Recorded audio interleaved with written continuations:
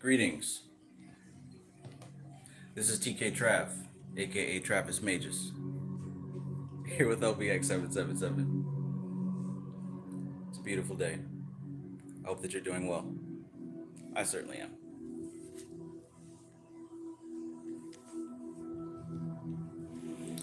All right. So,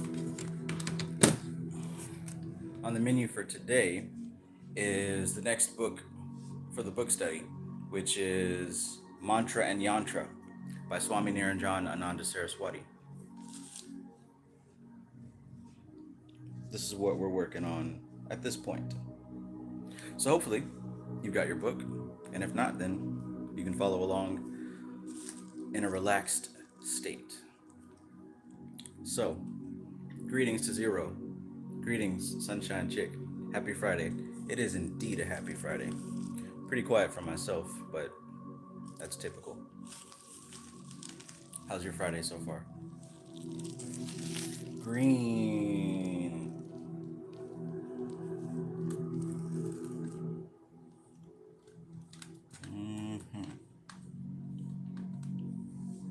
All right, so dealing with mantra and dealing with yantra, we're dealing with vibration, because that's what all this is. But specifically, sound and vision are two different types of vibration.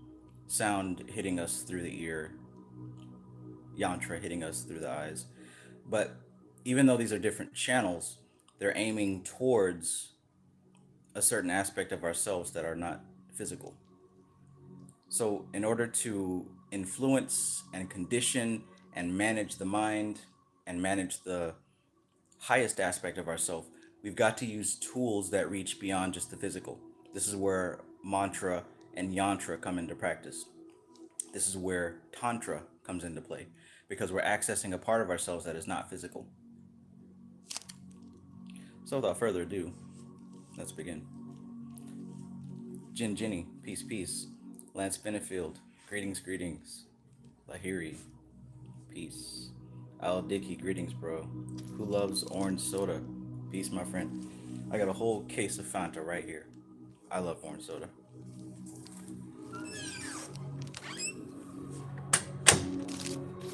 Also, if you guys stick around long enough, I've got a new book that I think I will unbox. That's always fun.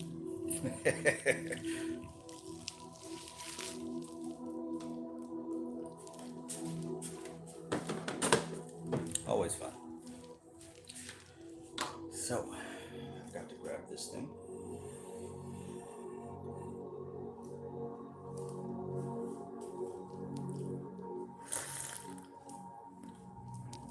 Bianca 777 Cortez, long time no see. Haven't seen you since like the summertime. Okie dokie, let's get started.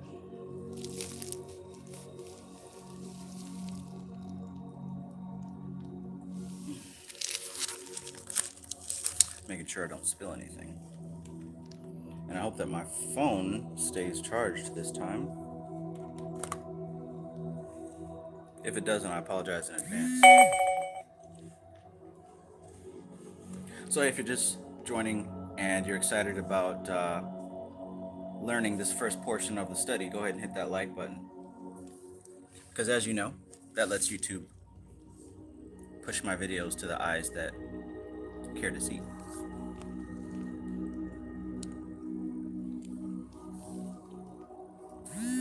I just did a post. Well, it was like a, one of these meme videos. You can clearly see it on my thing. But I've been working with different methods, you know what I'm saying? And one of them worked. That video got like 65,000 views in like 4 hours. Why? It wasn't even anything like special. But there's little bitty tweaks that you can apply that can make things spread pretty quickly. So I'm going to be experimenting with that, and hopefully I'll master it and be able to take over the internet once again. All right, so I'm going to flip my camera around and get started. Oh, by the way, So, in the previous books, Swami Niranjanananda Saraswati mentioned that there were three specific mantras that he recommends using. Of course, the Mahamrityunjaya mantra, the Gayatri mantra, and the 32 names of Durga. Previously, I shared a video where he goes through the 32 names of Durga, but he's got at least two other videos where he goes through the whole chanting in one sitting. So I posted the link to that in the description, but for those of you who are here, I'll go ahead and post the link to that. Well, I guess I can't. Well, I can't share the link in the middle of this video, but if you look in the description, the link is there. I did that ahead of time.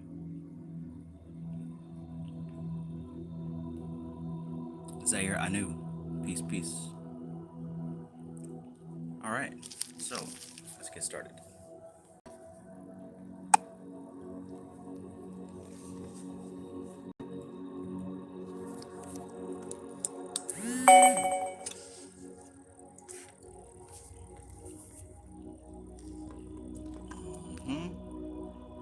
Mantra and Yantra.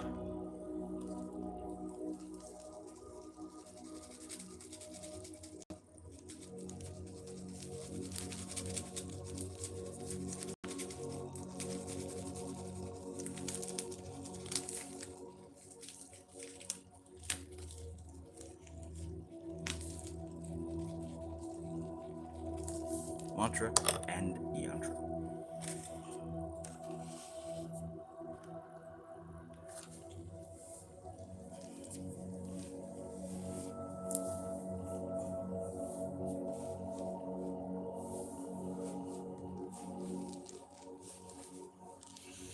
All right, got to get super comfortable because I'm going to be in this position for a little bit.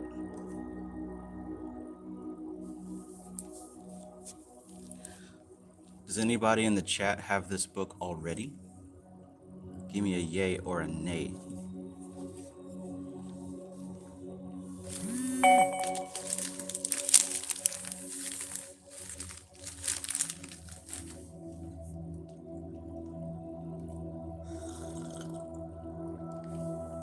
Yee, MC Maestro, peace, bro. I hope that your phone also does not die during this. I heard about those phone issues you were having.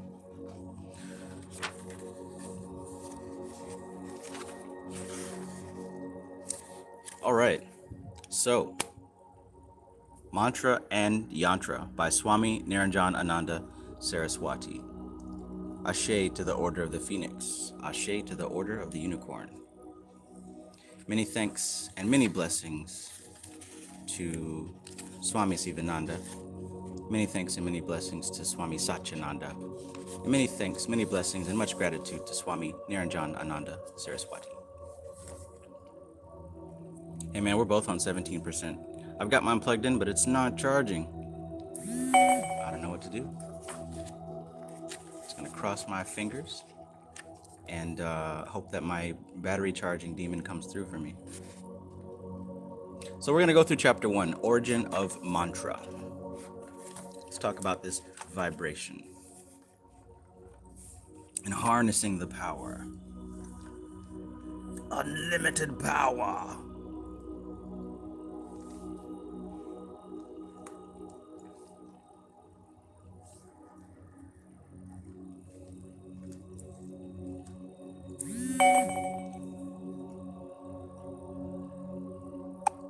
All right, so origin of mantra, space and creation. In the scriptures, space is known as Brahman. Kam Brahman is the statement of the Vedas. Kam means space, and Brahman means the all-pervasive reality. In Samkhya philosophy, space is also an element. This element is the foundation and basis for the development and emergence of all other elements and forms of creation. Space is immeasurable. It cannot be measured no matter at which point of space you are. If you want to know the center of space, you can be in any quadrant of space, and that will always be the center for you. Keep that in mind, because this applies, especially when we're dealing with works in the higher planes, whether it's etheric, astral, mental, causal.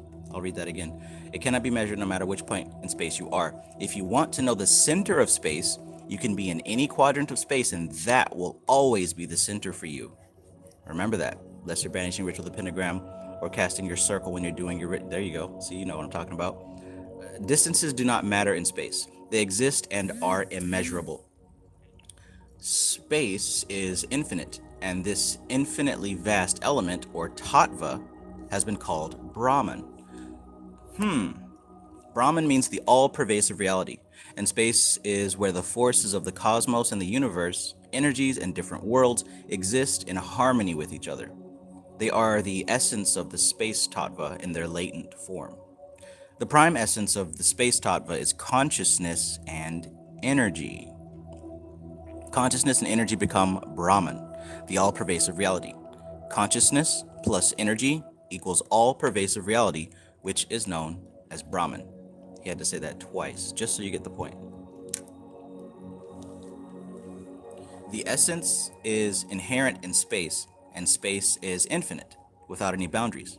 Just as a fire flame is not separate from its heat, consciousness and energy are not separate from the space element. So, catch that point that he's saying there. Consciousness and energy are not separate from the space element, or the space tattva, also known as Brahman. Just like we deal with the fire element, and the qualities of the fire element are heat and light, well, the qualities of the space element are consciousness and energy. Very key, especially if we're going to be working with harnessing and developing consciousness and energy. There's a specific element to focus on for that. The same way you'd focus on the water element for workings dealing with, subconscious mind or dreams or all those other different things. There's an element of space, and that deals with consciousness and energy. In Tantra, this consciousness has been called Shiva, and the energy has been called Shakti. In Vedanta, they have been called Brahman and Maya. In Samkhya, Purusha and Prakriti. Just as the shadow remains hidden in the body, in that eternal endless space, consciousness remains inherent in the form of Shiva, Brahman, or Purusha, and energy remains hidden in the form of Shakti, Maya, or Prakriti. This might be a good time to bust out the whiteboard.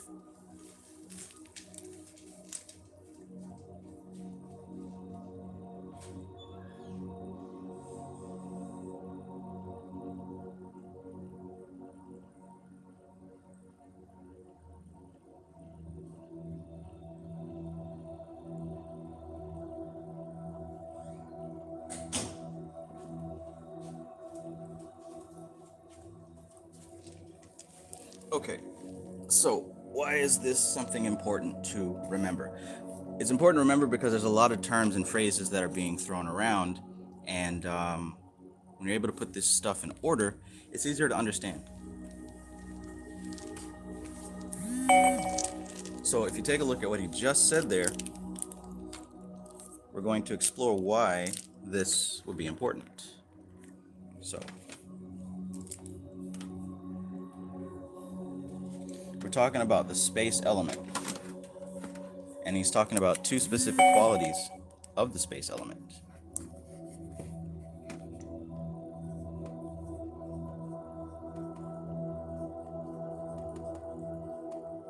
Space tattva, right? And he's saying that there's two qualities that are inherent within that space tattva. Those two qualities that are inseparable are consciousness and energy. Okay? So he gave us a list of names there as correspondences so that we can understand this thing a little bit better. And these are names that you're going to see repeatedly in these books and repeatedly on my channel.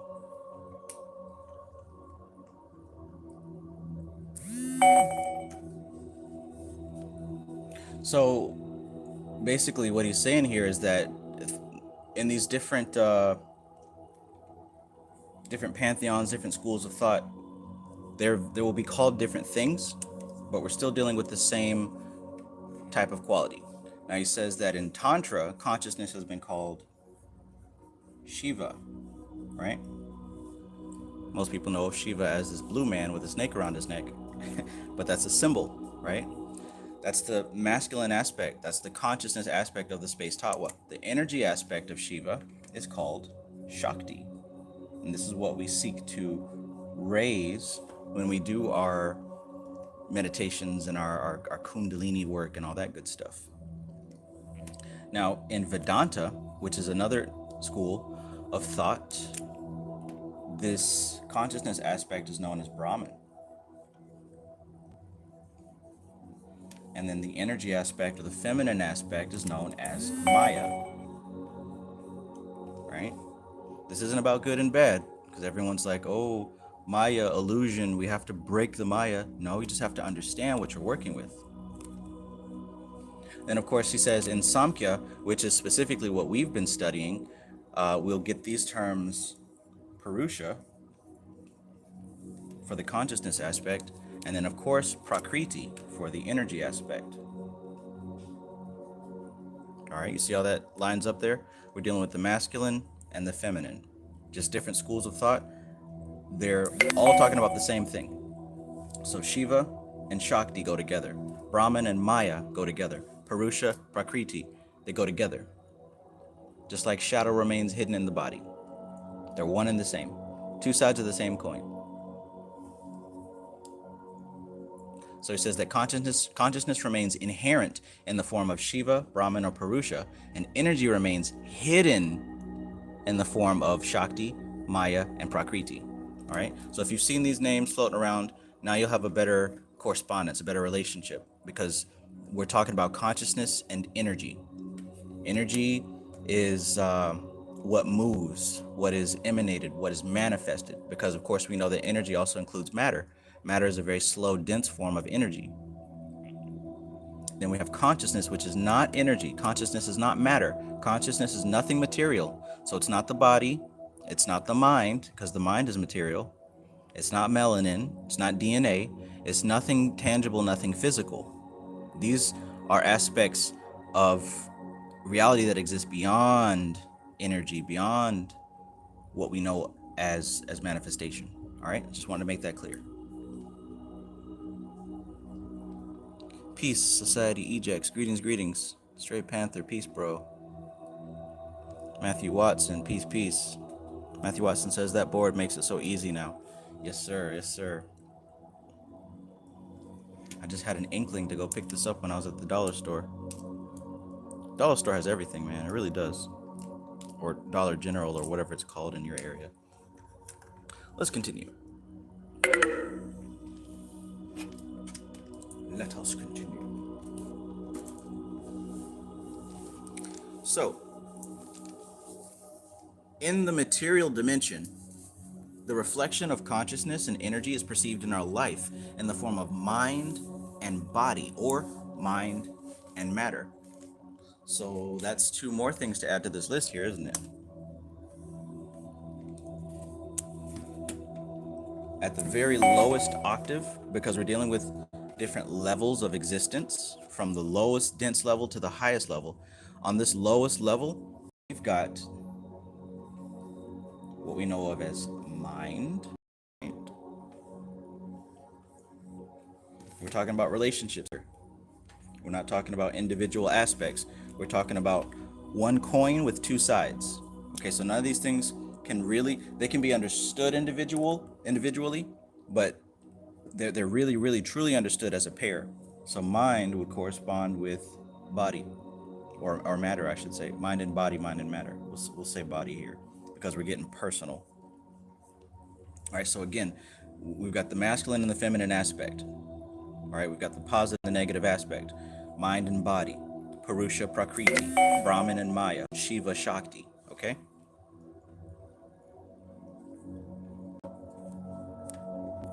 All right.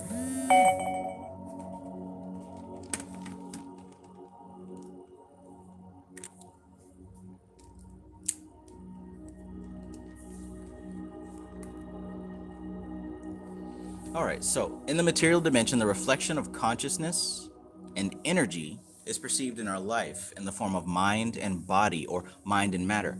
The mind is a reflection of that infinite consciousness, but it is not infinite consciousness. So the mind is a reflection of infinite consciousness. It's a reflection of infinite consciousness, but it is not infinite consciousness. The body is a reflection of infinite energy, but it is not infinite energy.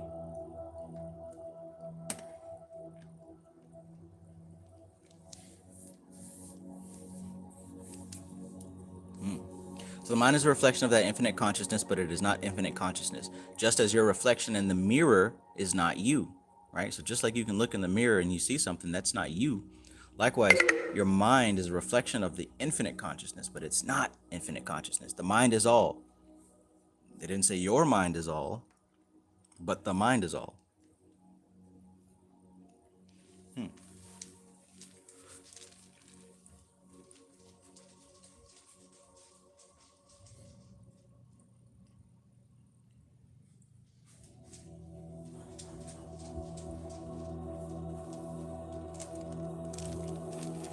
In space, the consciousness is infinite, but in the body, one is limited by the senses. In the body, your mind is limited by the senses. Consciousness is infinite, of course, but because your experience is limited to the body, you're limited to the five senses. At the physical level, it is expressed through the agencies of the mind and the senses. In the transcendental form, consciousness is the essence which is all pervasive. And in the manifest form, consciousness is the mind, the total mind, the higher mind, complete mind, or individual consciousness. Energy, which is also the essence of space, becomes matter in the manifest dimension. The body of matter is the gross form of that energy. Thus, what is out there is reflected in our life in the form of mind and matter.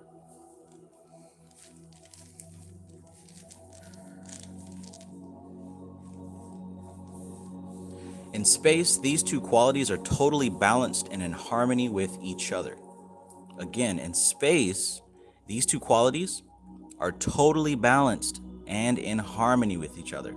That's the natural state. The state of harmony is where the essential nature remains stabilized in itself. The state of harmony is where the essential nature remains stabilized in itself. For example, if you cut a seed into pieces, you will not see leaves, flowers, and fruits, but the potency of all these exists within the seed. This potency exists in the seed in the form of its qualities, and these qualities are not in conflict with each other, but in harmony. So while the seed remains a seed, the potency remains hidden in harmony. When it associates with earth, air, and light, there is a change in its essential nature, and the seed sprouts. Now, the gunas, or qualities, are no longer in a state of harmony in the seed. One quality is stronger, another is weaker, and so on. Qualitatively, wood, leaves, and flowers are all different. Each has a different nature and qualities. Wood and a flower have completely opposite qualities, but in seed form, there is no difference perceived. In seed form, no difference is perceived. All right, catch this, because this is obviously a metaphor, but even like Lance Benefield says, this is a metaphor for soul, for manifestation, for everything that you're experiencing right now, and have always experienced and will always experience. In the cosmic dimension, while consciousness and energy are in a state of harmony and balance, creation does not take place. However, when consciousness and energy begin to interact with each other, then life and all the experiences of life manifest.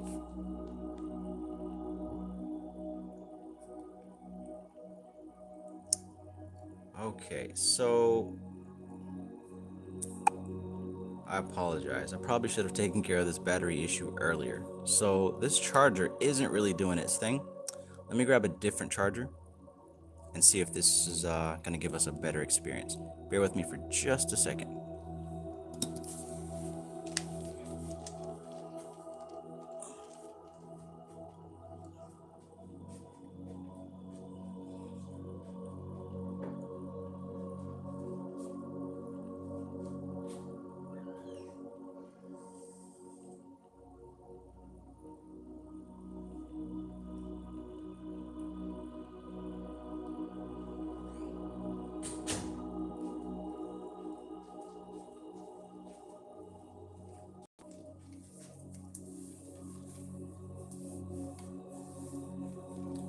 Super Mario Brothers.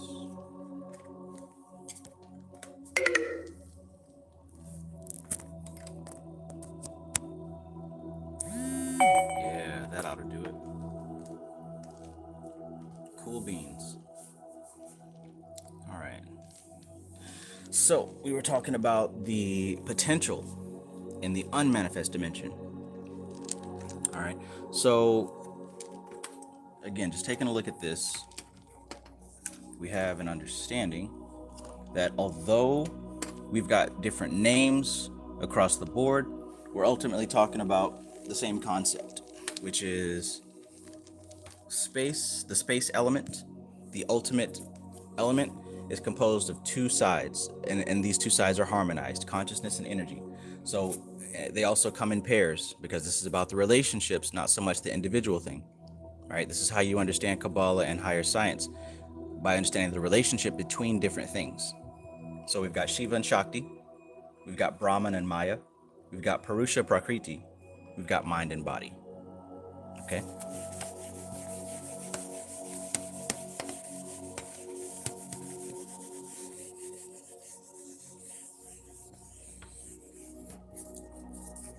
So something else that was very key that he talked about here is that the mind is a reflection of the infinite consciousness, but it is not infinite consciousness. So let's just say here, for example, this represents infinite consciousness, right?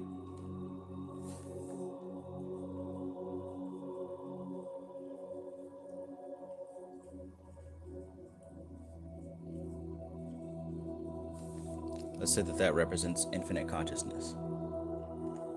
He says that in space, consciousness is infinite, but in the body, one is limited to the senses. So basically what we're looking at here is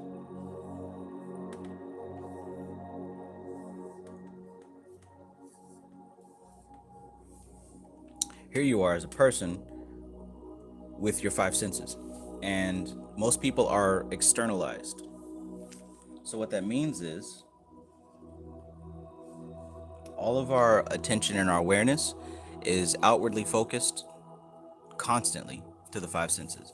So we're focused on what we see. That's supposed to be an ear. We're focused on what we can hear, what we can taste, what we can touch, what we can smell. That's a nose, etc. So we're limited to what these five senses can pick up. So it would not be correct to say that this state of consciousness right here is God. It wouldn't be correct to say that this state of consciousness is ultimate consciousness. That wouldn't be correct, because this state of consciousness is limited to what's coming in through the eyes, through the ears, through the mouth, through the nose, and through the body. That's very limited, because each of these senses are finely tuned to pick up only a specific type of vibration. The tongue isn't going to pick up sight. The eyes are not going to pick up smell, right? But in the higher plane and the higher manifestation of things, things are in an essential form. What I mean by that is there's a potential for the totality of a thing. So in the example of a seed, I mean, I guess we'll pretend that this is an acorn or something like that. Within the potential of this seed, there's the bark and the leaves and the roots and the fruits and the DNA for the generations to come, infinitely. But when we perceive that, we can only pick up the surface level. We can only pick up limited information. We can only look at it and see its shape. We can only smell it. We can only taste it. We can only, hear it if it drops or whatever. We can only pick up a fraction of what is actually going on here. With these limited five senses, we don't pick up the essence of it. We don't pick up the potential. We don't pick up the future tree that's inside of this thing, right? We don't pick up the future fruits. We don't pick up the future seeds, not with the external five senses. But that information is there, and it can be perceived and is perceived, and it even is contained within infinite consciousness. You see what I mean? So, yes, you are a reflection of divinity. But in this state, this is not divinity. This is only a very limited small piece of what infinite consciousness actually is. All right?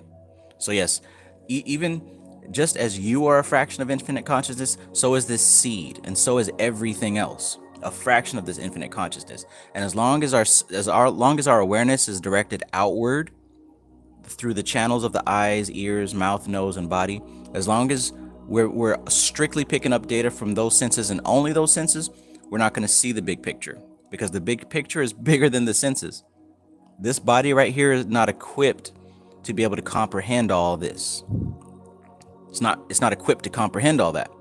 So in order to comprehend all that, we've got to raise our awareness, our focus, our attention beyond the body.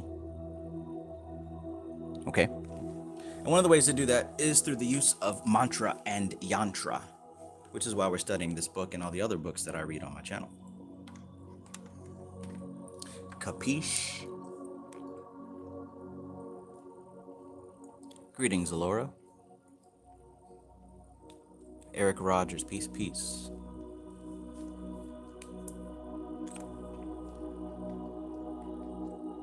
Lance Benefit says, I love your book reading classes. Thank you. Awesome. My book reading classes love you.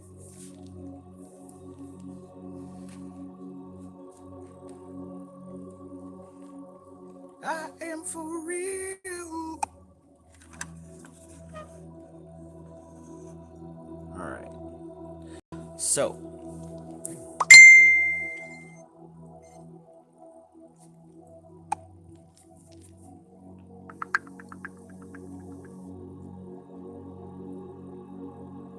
All right. So, let's see. Trendy Phillip, peace, peace.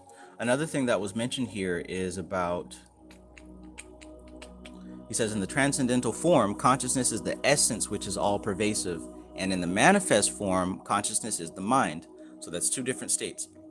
The transcendental state, which is all this, and then there's the manifest state, which is this limited body here.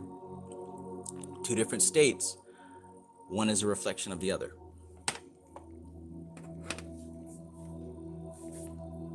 Now let's continue. In the cosmic dimension, while consciousness and energy are in a state of harmony and balance, creation does not take place.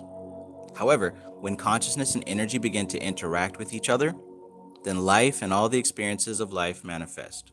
So remember the diagram before, it showed that there's two aspects of this space element, the consciousness and the energy.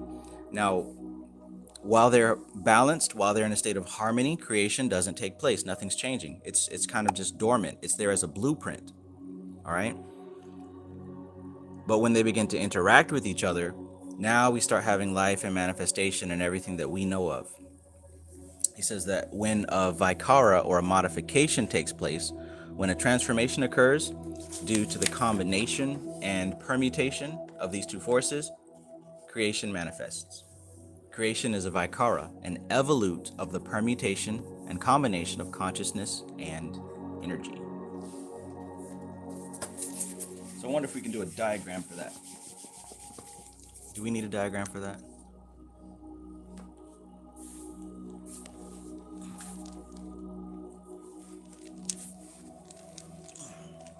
Greetings, Ace. Yeah, let's do a diagram. Man, I went to the trouble of getting this whiteboard. Might as well use it. So basically, in its harmonious, balanced, unmanifest state, consciousness and energy are not creating anything. Because it's in harmony, there's no need to create anything, right? Now, that's a symbol for what we're talking about, but there's another representation of what we're talking about, right? Another representation of what we're talking about. So, if anybody knows, tell me what I am drawing right now. Tell me before I finish it.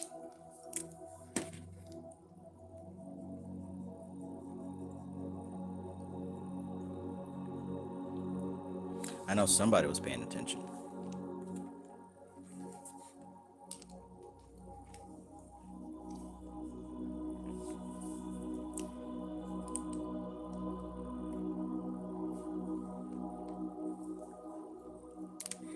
All right. Well, I'll just give you the benefit of the doubt and assume that you do know. What we're talking about here are the gunas. We're talking about tamas. We're talking about rajas. And we are talking about sattva. Okay.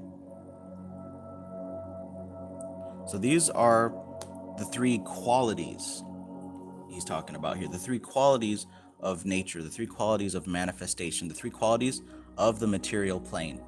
Everything that exists, right? Because there's a dichotomy. Some things exist and some things don't exist. That consciousness aspect is non-existence, right? It has not manifested. But everything that has manifested exists within the energy aspect, which is Prakriti, which is matter. These books that we're reading, all these books, are all talking about the same thing. The same thing. So if you've been reading them, then this should be, at least somewhat familiar. But anyways, in the unmanifest dimension, everything is harmonious and balanced. Now check this out. The unmanifest dimension is eternal. It's not gone anywhere. When a lot of the religious books talk about this place, like the Garden of Eden or the abode of the gods or whatever the creation story is, that place hasn't gone anywhere. It's still there. The Bible never said that Eden had to be destroyed. It said that Adam and Eve were kicked out of it, right? So in the unmanifest dimension, in this harmonious level, creation is not taking place. Everything is perfectly balanced, right?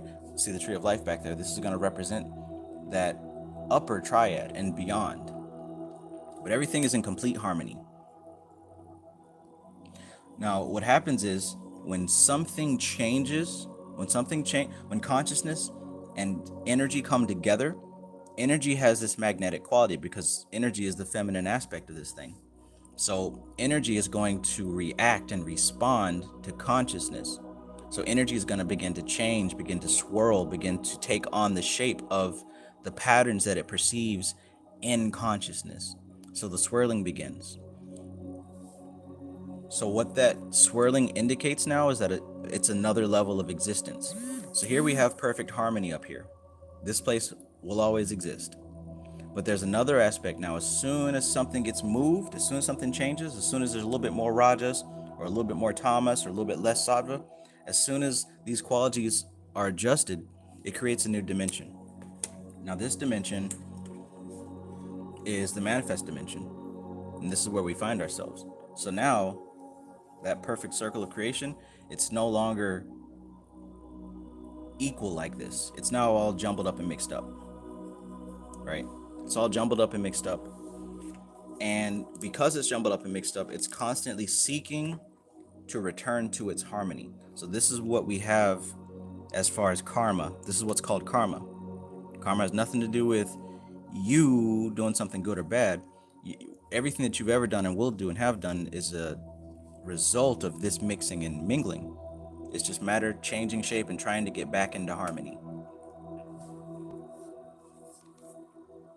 Now keep in mind, this state is always existing.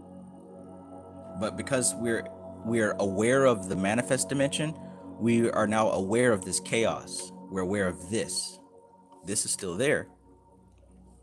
We don't take energy here.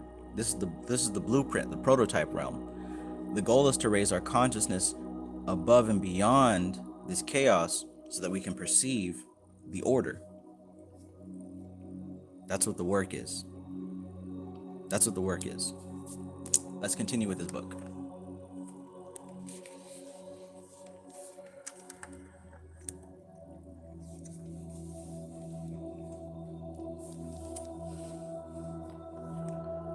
If you don't know me by now, you will never know.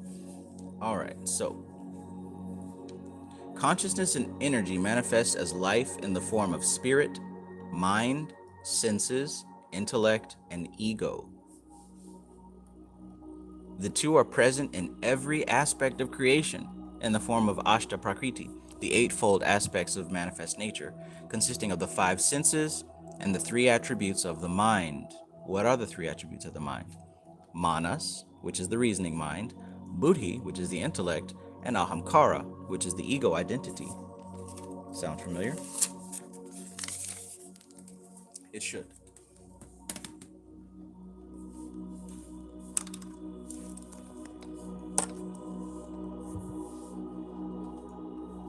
So, therefore, it is said that God exists everywhere. That supreme element exists in every atom, every type of matter, every form, and every state. From the Indian philosophical perspective, God is not a person or a figure, but rather an experience.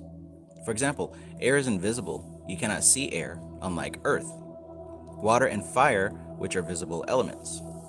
Yet the different manifestations of air have each been given a name and an identity. Sometimes air is a cool breeze, sometimes it's a storm, sometimes a typhoon or a tornado. What do these names indicate about what cannot be seen by the eyes? They indicate manifestations which you are able to experience and feel. You cannot see air, but you can experience it. You can identify the sensation, the feeling, the knowledge, the understanding, and the awareness of it, and give it a name, a cool breeze. The term cool breeze indicates your understanding of an experience of the movement of the air. Catch that, because that's important right there. You can't see the air, right? The eyes and the type of vibration and frequency that the eyes pick up doesn't pick up what air looks like. So you don't see air. However, you experience air. Now you see how because we can't experience it directly with that particular sense, we have to experience it with a different set of senses, like the skin or the ears or things like that. So because we can't actually see air, that doesn't mean it doesn't exist. As a matter of fact, we have different classifications for the activity and behavior and the experience of air. Whether it's a storm, whether it's a cool breeze,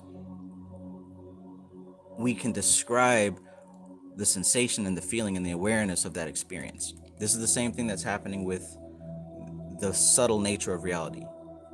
Whether we're talking about the etheric realm, the astral realm, the mental, etc., etc., you can't see those places.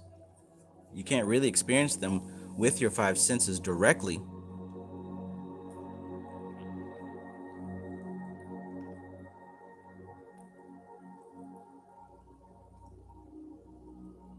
Mike's World, peace, peace. Alicia M, peace.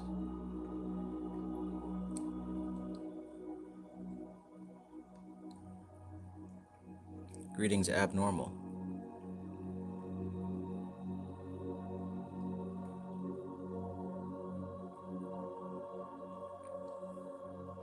All right.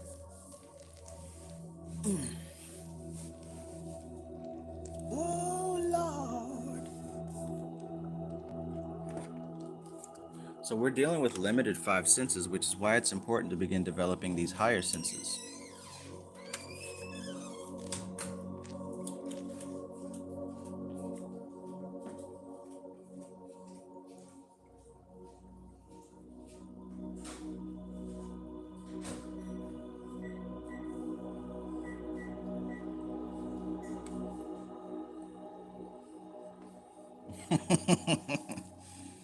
All right, so there's a person. And this person is limited to what he's experiencing in his five senses. Now, this body is also found in this chaotic aspect of manifestation. But here's the tricky part. All the equipment that this body has to experience consciousness and energy, all of the instruments that he has, the ears, the eyes, the mouth, the nose, the skin, is also made of this right here, right? So it's all a self-contained puzzle. None of this right here is pure consciousness. This is all part of matter. This whole machine right here is all part of matter. So this is also why it doesn't matter what, what it looks like or where it comes from, because all those things are a part of this jumbled up chaos. Nothing within here is absolute reality.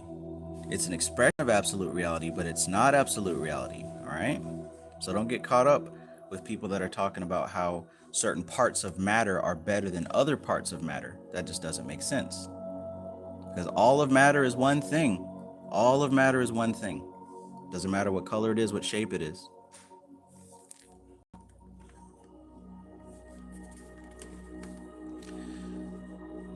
So, just like what he said here.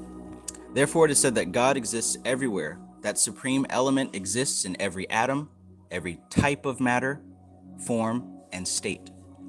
From Indian philosophical perspective, God is not a person or a figure, but rather an experience. All right? So we went through all that. The ancient seers believed that life is nothing but an expression of consciousness and energy. Mind and matter are the manifestations of consciousness and energy. Shiva and Shakti, Purusha and Prakriti, Brahman and Maya exist in a form which is all-pervasive. There is not a single part of creation which is devoid of the influence of consciousness and energy. Please understand that, because this is important. There is not a single part of creation which is devoid of the influence of consciousness and energy. That means everything falls up under these rules. Everything that your mind can experience falls up under these rules. So again, don't get carried away by somebody's opinions.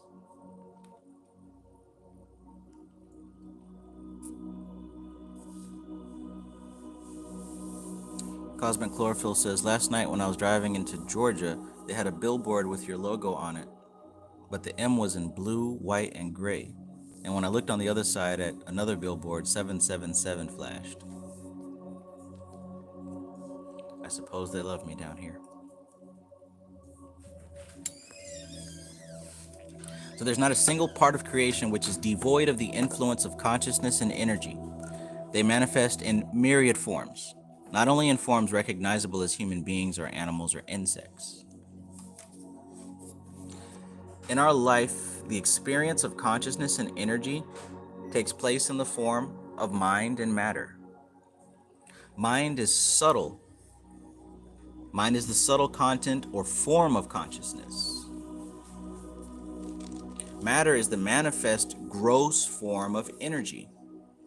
The same consciousness and energy which pervade the entire creation also exists in life in the form of mind and matter. All right? The same consciousness and energy which pervade the entire creation also exists in life in the form of mind and matter. In their cosmic form, they're transcendental. In their manifest form, they are bound by the limitations placed by life, by the mind, by the senses, by the ego, and by creation. So look at that. What he says that there's two different levels of the same thing. On one level, which is the transcendental level, on the cosmic level, they're transcendental. That's the macrocosm. In the microcosm, right, the microcosm is the manifest realm. That diagram that I drew here. So here's the macrocosm. In the macrocosm, it's in a state of harmony. It's in a state of balance.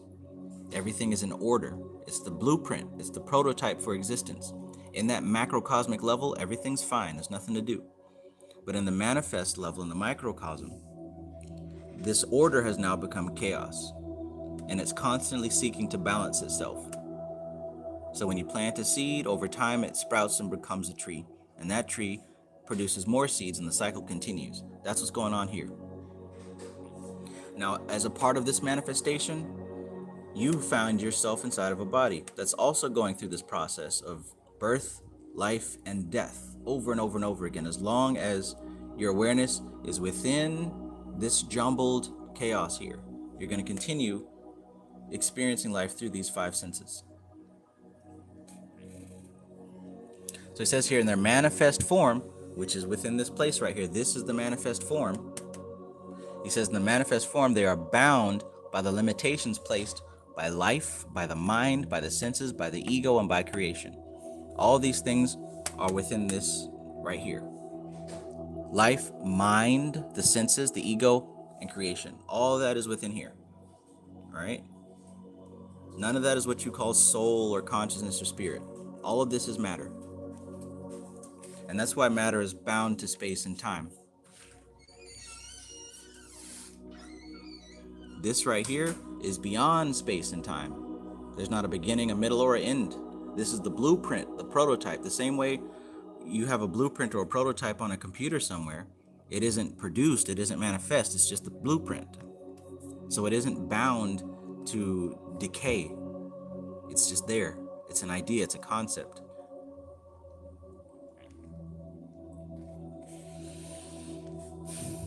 When we try to identify powers that are beyond human perception and comprehension, we refer to them as being beyond the human rationale and unable to be grasped by the human mind. However, when the mind begins to experience these powers, then an identity is perceived. After all, your mind goes through different experiences which you can identify as a belief, a thought, a desire, an aspiration, an ambition, or motivation. These are different awarenesses and impressions of the mind which can be identified. You see that? So your mind isn't your thoughts. You're experiencing your thoughts. The same way that the air element moves, you can't see the air, but you identify the different types of air. You identify the cool breeze, you identify the raging storm. You identify it by its effect. Likewise, we are experiencing thoughts and emotions and ideas and desires. Those are all different types of manifestations of the mind, but that's not the mind itself. Let's keep going. These are different awarenesses and impressions of the mind which can be identified. Can you identify the mind? People say no. People need a medium through which they can access the mind, realize the mind, and be aware of the mind. He says that we need a medium through which we can access this mind. We need a medium through which we can realize this mind. We need a medium through which we can become aware of this mind. The medium which makes one aware of the mind can be a single thought, an emotion, a desire, an understanding, or a motivation. All the varied expressions of the mind. The varied expressions of the mind. Check this out. Mind, expressions of the mind. Matter, expression of matter. When feeling love, you're experiencing your mind. When feeling compassion or aggression, you are experiencing your mind.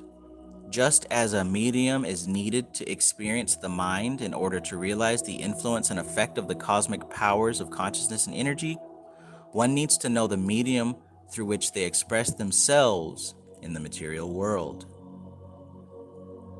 Just as a medium is needed to experience the mind in order to realize the influence and effect of the cosmic powers of consciousness and energy, one needs to know that medium through which they express themselves in the material world.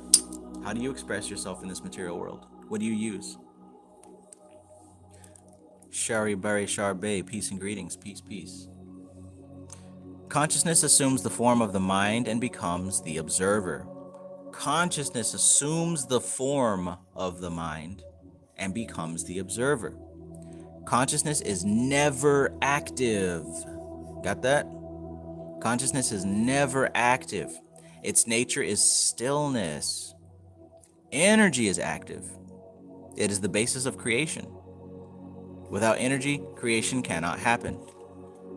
It is because of energy that we have this right here. Without energy, creation cannot happen. Without energy, there would be no sun, no moon, no stars, no life, nothing. Right? Because just like I said, because all of this is moving and it's out of order, it's out of balance, it's constantly seeking to harmonize itself. So in that process of seeking harmony, everything that we have ever known about has manifested. All right? So this material world that we see with our eyes, this is not the end, and this is definitely not the source. This is just an expression of something that's already going on in a field that we can't even comprehend with these five senses. It's a much bigger picture. It's not going to be answered within the jumbled chaos. The answer is beyond the jumbled chaos.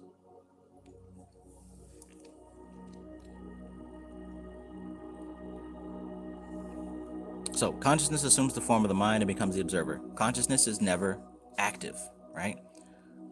Its nature is stillness. Energy is active. It's the basis of creation. Without energy, creation cannot happen. Without energy, there would be no sun, moon, stars, or life. Nothing.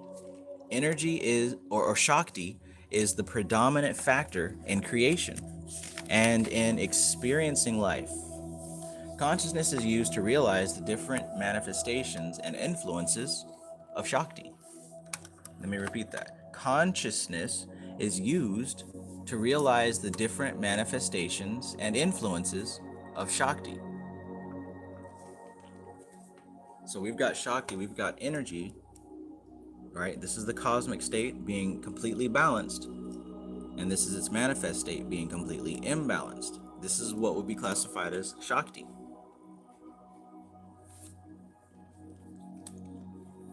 Or even Prakriti.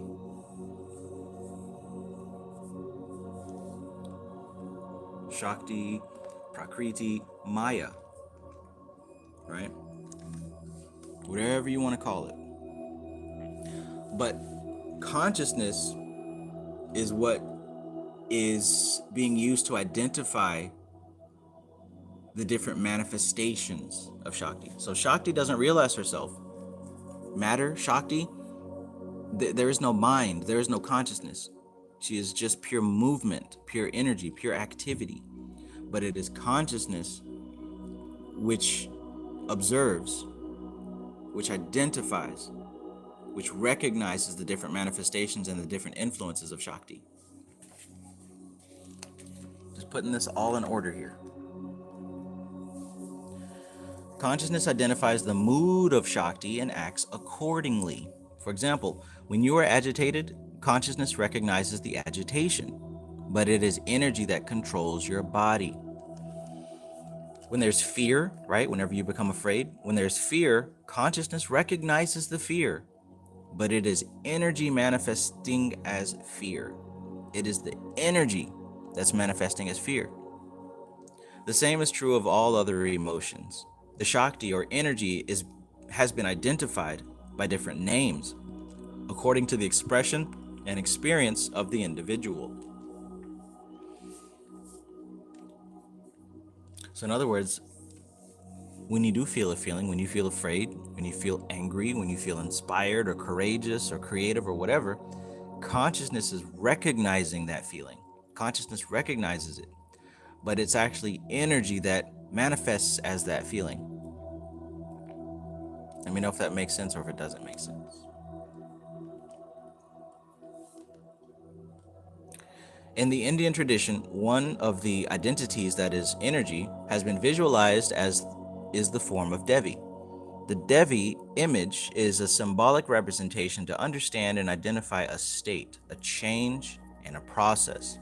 The term Devi, which is used to identify transformative forces, is derived from the root div, which means self-illumined. These forces are self-illuminated. They are complete in themselves. The three main cosmic powers that guide the created dimension and life have been realized as Durga. Nice. Okay, so yeah, the three main cosmic powers that guide the created dimension and life have been realized as Durga, Lakshmi, and Saraswati. All right, those are three different aspects, right?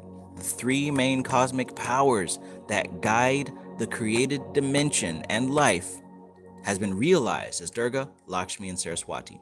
Durga is Kriya Shakti, the power of action. Lakshmi is Ichcha Shakti, the power of will. And Saraswati is Jnana Shakti, the power of wisdom. So we've got action, will, and wisdom.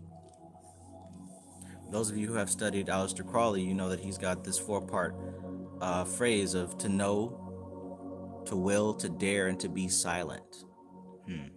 I wonder where he got that from. Hint, hint, from Samkhya.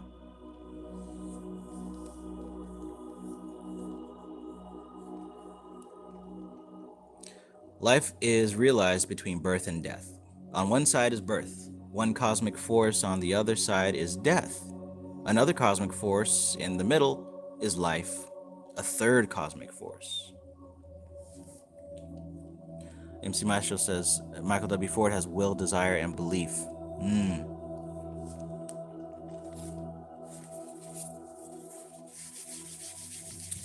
Alright, so let's talk about these three forces here. I'm going to draw a little picture. I'm not going to attempt to draw these entities, so to speak. Not right now. Three main cosmic powers. Three main cosmic powers that guide the created dimension, right? So he talks about Durga, talks about Lakshmi and Saraswati.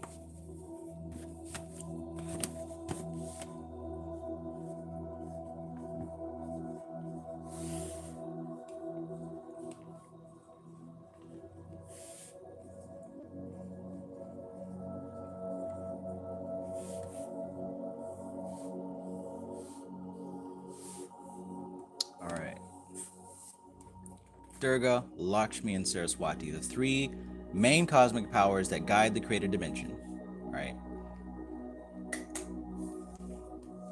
So he talks about they're Shaktis, right? And let's see. With Durga, we're talking about Kriya Shakti, which is action.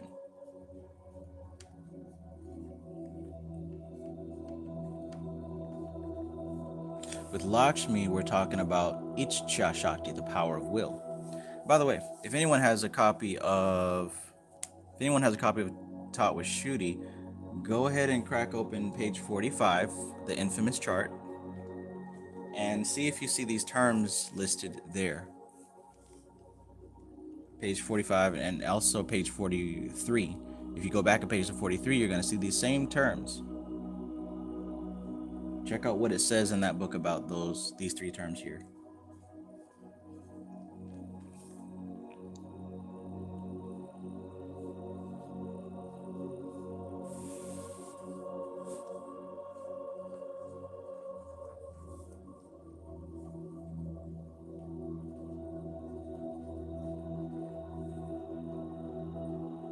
Yeah, if anybody gets to page 43, let me know, because I've got to go back in my other room to grab that book. I was just looking at it the other day.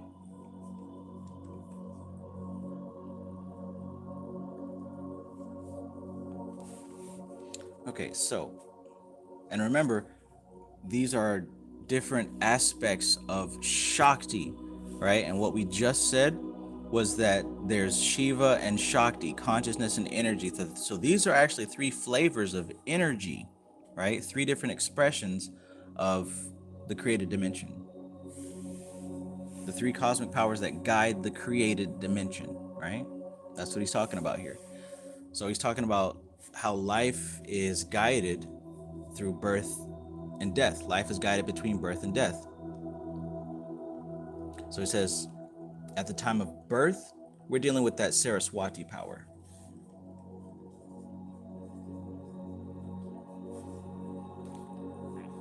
At the time of death, we're dealing with Durga power.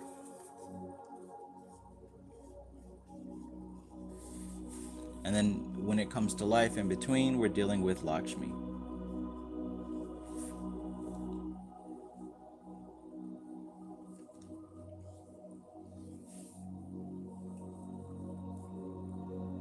Okay, so what he says in the book here is life is realized between birth and death. On one side is birth, one cosmic force. On the other side is death, another cosmic force.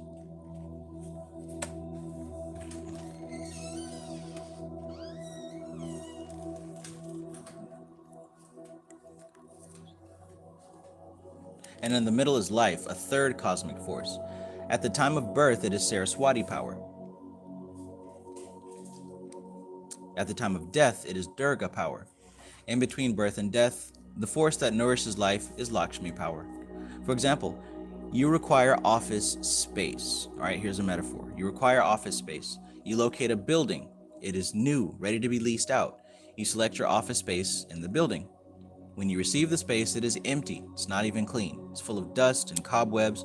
What do you do first? You clean the office.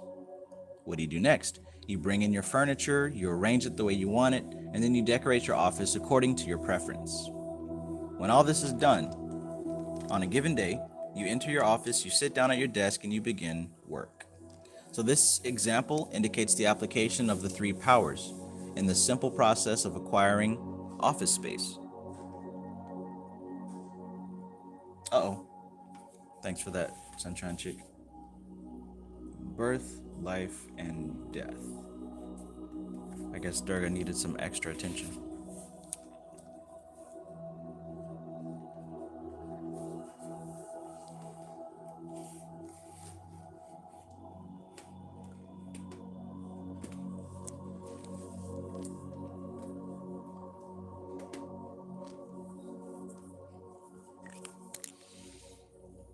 Okay, so this example indicates the application of the three powers in the simple process of acquiring an office space.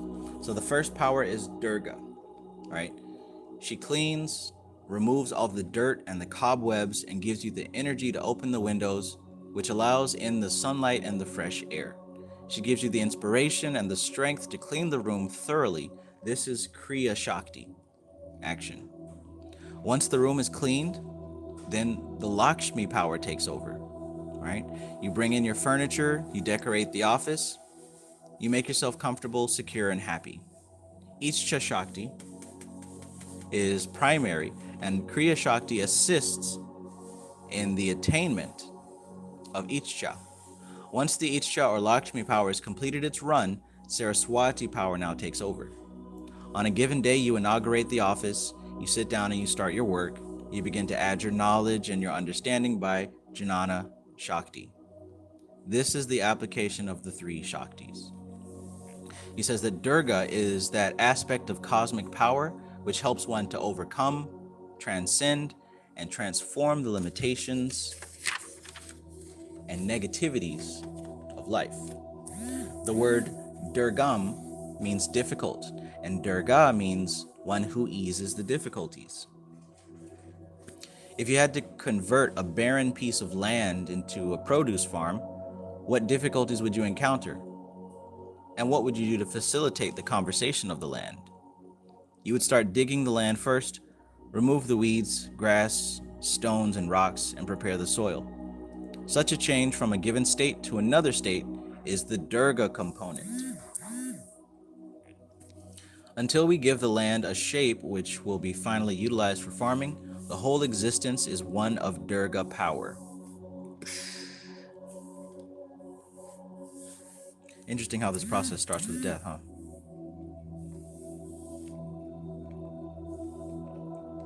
Next, you start working on the field, planting crops and looking after them with the hope that they will one day nourish you and also earn you some money. This idea of prosperity, security, and comfort is the Lakshmi concept. Afterwards, when the crops are harvested and you are enjoying the results of your effort and you feel happy and contented, this is the Saraswati concept. So I'm sure if you guys have watched Brother Panic, you remember him making a video about Lakshmi and working with that energy there. But also, as far as the tarot, the pentacle cards are coming to mind here. It's reminding me of like the 9 or the 10 of pentacles with this. I'm sure we could probably split it up to the 2nd, 3rd, 4th pentacles, the 5th, 6th, and 7th pentacles, and then the 8, 9, and 10 of pentacles. I'm pretty sure if we looked that up, it would line up. And that would also make sense with the pentacles representing the earth element, dealing with Shakti, with manifestation, with Prakriti. That would be something interesting to research as a correspondence.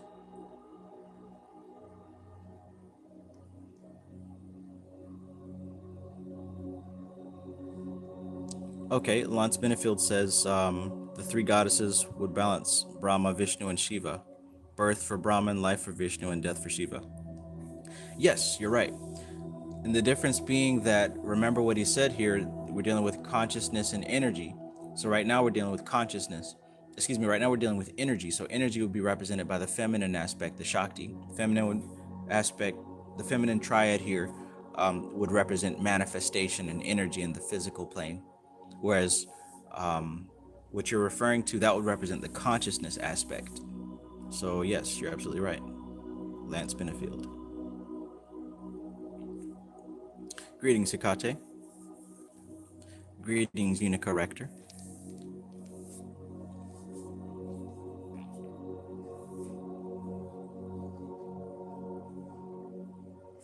Okay, so Durga represents change, transformation, and the preparation made to cultivate something new. Durga is not an aggressive energy, but a benevolent energy preparing the ground for change.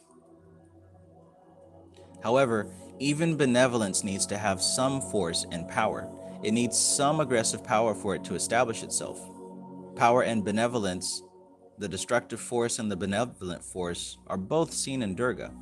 She is depicted as holding different weapons in her 10 hands, which are symbolic representations. When you need to bring about a change in your life and attain a new state, when you wish to leave the old behind and acquire the new, you need certain weapons, methods to accomplish this. The weapons in Durga's hands represent methods to transform the negative qualities in life. Cool. And if you guys know about Durga, then you probably also know about Kali.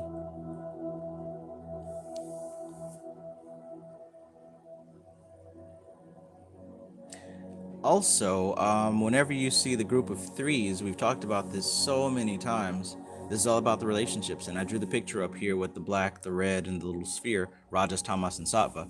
That also applies here. Every time there's a group of threes, you're going to see the relationship between Rajas, Tamas, and Sattva.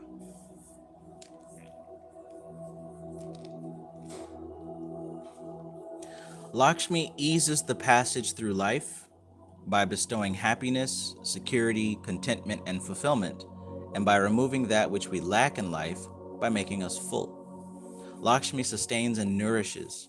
She does not hold any weapons in her hand, only a lotus and a pot of gold, representing auspiciousness and prosperity. Only when there is physical, mental, and spiritual well-being and prosperity can one attain wisdom and bliss. Finally, when one enjoys the fruit of action, feeling contented in bliss, that is Saraswati, depicted as holding a book and a veena. These are the three main attributes of that cosmic energy and consciousness, which are realized in life as Durga, death or transformation and change, Lakshmi, which is continuation, and Saraswati, which is birth. The sequence of the three processes, change, stability, and realization of one's potential, culminating in bliss, is achieved through the invocation of these Shaktis. The ancient rishis realized that it is possible to awaken these three cosmic forces within us. It is possible to generate an awareness of energy and harness and channel that power for our upliftment.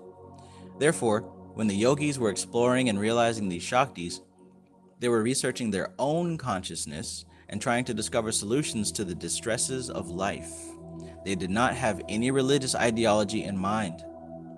They were bent on discovering a connection between human beings and the cosmic nature. In the process of accessing their psyche, they utilized mantra and yantra. In the process of accessing their psyche, they utilized mantra and yantra. Mantra and yantra constitute the instruments, mediums, or methods by which one can explore and realize energy patterns and awaken the dormant centers of consciousness. Mantras and yantras are not only a combination of sounds and visual images used in meditation, but represent the first subtle manifestation of the two cosmic powers of consciousness and energy as mantra and yantra. Cool beans. All right, so you guys getting this so far? Are you guys understanding what he said here about Durga, Lakshmi, and Saraswati, how they relate to each other as these three aspects of manifestation? Dealing with this process, this cycle of birth, life, and death. But it starts with death because this is the preparing the ground, right? He says Durga represents change, transformation, and the preparation made to cultivate something new. Lakshmi eases the passage of life by bestowing happiness, security, contentment, and fulfillment, and by removing that which we lack in life and making us full. And then he says Saraswati, which is enjoying the fruit of the action, feeling contented in bliss. This is Saraswati.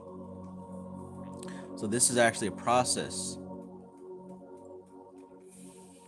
I hope by now we have this understanding that we're not actually talking about these three women in the sky somewhere, with a bunch of arms with cosmic powers. We're not talking about that.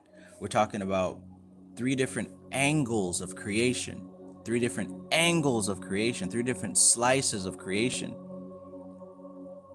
How these three different aspects of creation, you can bring your awareness to them and utilize them intentionally. First off, by recognizing what stage your life is in, or what aspects of your life is in which stage, so you can act accordingly, so that when there's a time of death, you're not trying to have birth, right? When there's a time of life, you're not trying to birth new things. This is a way to kind of just know what stage in the game you're at with whatever thing you're working on or whatever you're doing in life. So just like working with goetic spirits or any other entities, we're not talking about people or monsters in another dimension. We're describing concepts of cosmic process. But the easiest way for our minds to grasp these concepts is if we give them a human face, if we give them human attributes. Cool.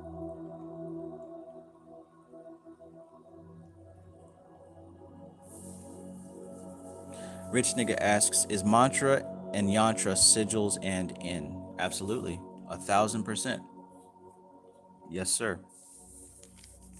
Yes, sir. I'm glad that you connected those dots, because that's exactly what that is. And he who has a wise ear, is following along with this material with that in mind. There's some people who fell off because there's not scary demons here, but that's good that they left, because they're not prepared to understand this higher information, because all that stuff about the demons and the Goetia came from this.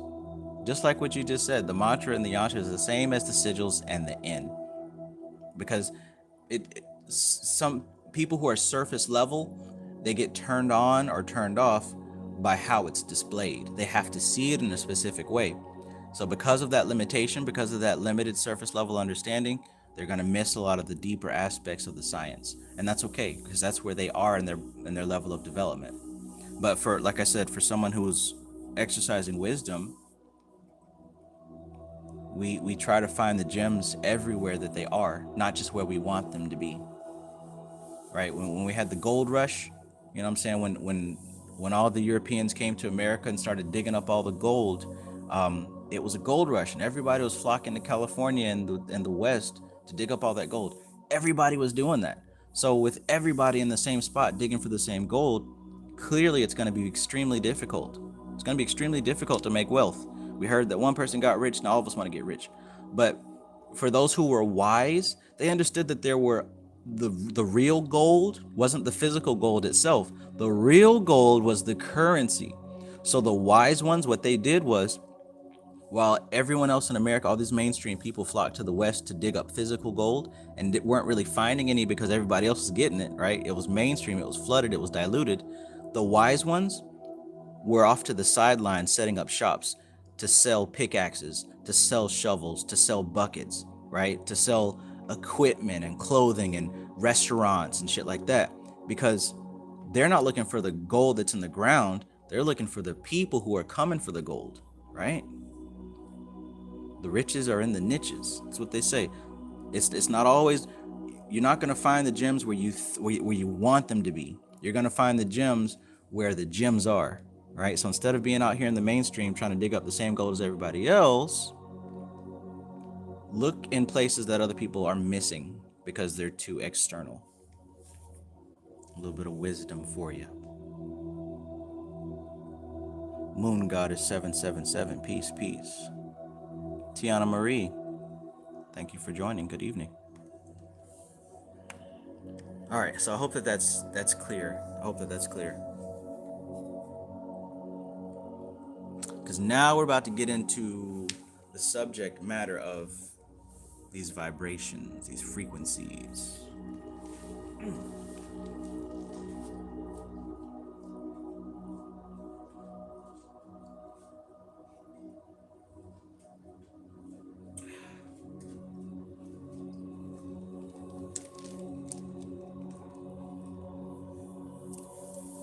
Riches in the niches. Yeah, buddy. All right, so primal sound. Primal sound. The first subtle manifestation in creation is sound. Sound is the manifestation of consciousness and energy in their purest form. Why are we studying mantra and yantra? This has nothing to do with demons. This is why we're studying mantra and yantra. The first subtle manifestation in creation is sound. Right? Sound is the manifestation of consciousness and energy in their purest form. Welcome to the club, Tiana Marie. Good to have you. Good to have you.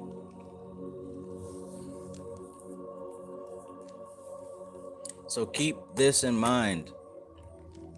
When we're working with spirit, when we're working with energy, when we're working with aspects of reality that are beyond the physical plane, we're going closer to source, right? That's where the power is. Closer to source, not further away from source.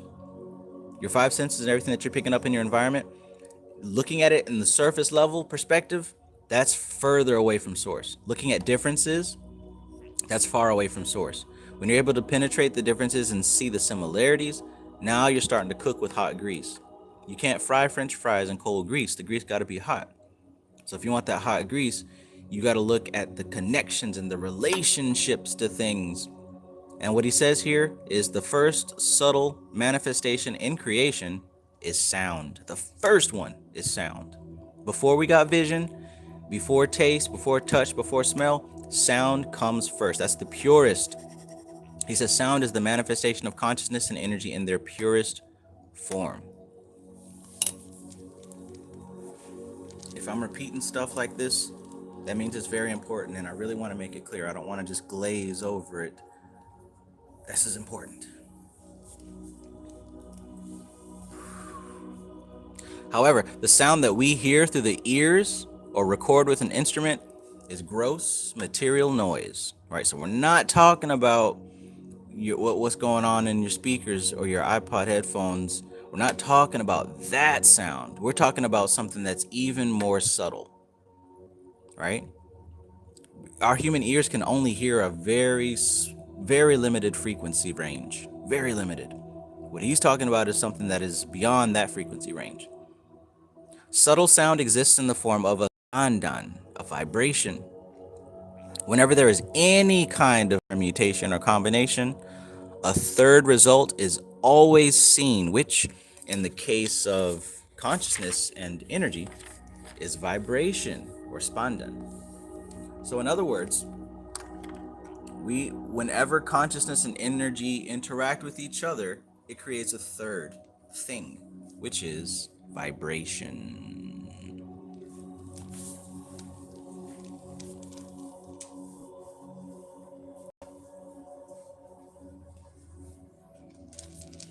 By the way, there goes another relationship of threes.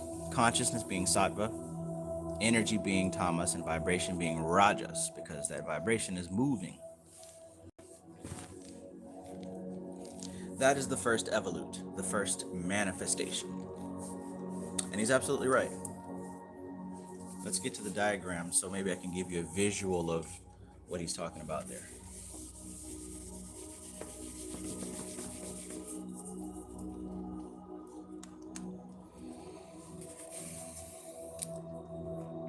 All right, so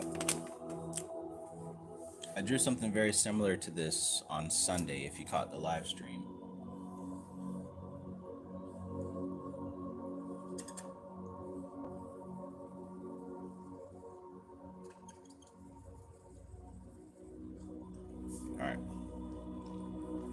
So basically, let's just say that this is the unmanifest dimension, that blueprint, the combination of consciousness and energy, consciousness and energy in their unmanifest pure blueprint state. Everything is harmonious and perfectly fine. They're in balance, they're in order. The three gunas are all on the same page. But once that balance is shifted, once consciousness and energy get a little too close to each other, a third essence is created. And that's vibration. Now, I'm going to do the Om symbol up here.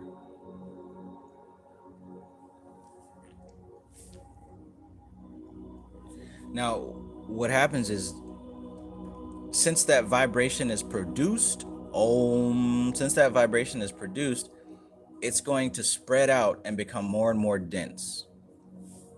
So the first evolute is what we know of as Akasha.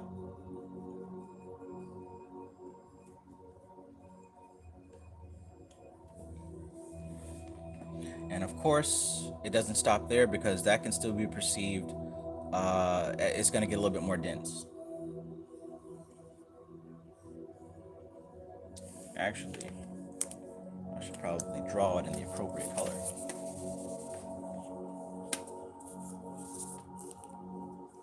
We got 31 people in the chat. Let me know if you guys are with me, if this is making sense, if you're able to grasp this, if this is up your alley, or if this is not.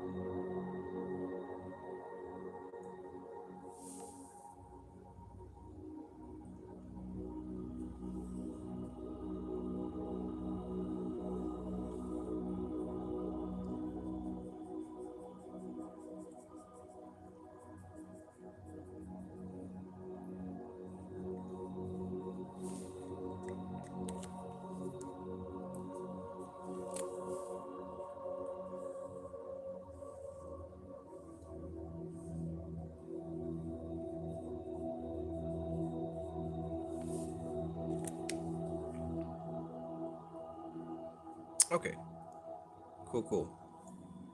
Everyone who responded seems to be on board. Awesome. Al Dickey says yes, sir. Unicorrector says yes, I'll say. Hikate says I'm grasping the data. Bari Sharbe says I'm getting it. Awesome. Thank you guys for speaking up. So basically, in its unmanifest dimension, consciousness and energy, they're balanced, they're harmonious, they're completely together. No problem here whatsoever. CC says yes. Thank you, CC. Good evening and greetings. Now what happens is, when consciousness and energy come together, they create a third. So honestly, we're looking at five within this whole thing, if you really know how to grasp it. Sunshine Chick says unicorn. Yes. Awesome. Just on the surface level, we got two things. We got the black and the white. But honestly, we got the black, we got the white, we got the dots, right? That's three things right there. Now we've got that line in between. That's a fourth element. And then the fifth element would be the entire circle encased as one. Matthew Watson says, yeah, the visual is helping a bunch. Awesome, bro. Awesome.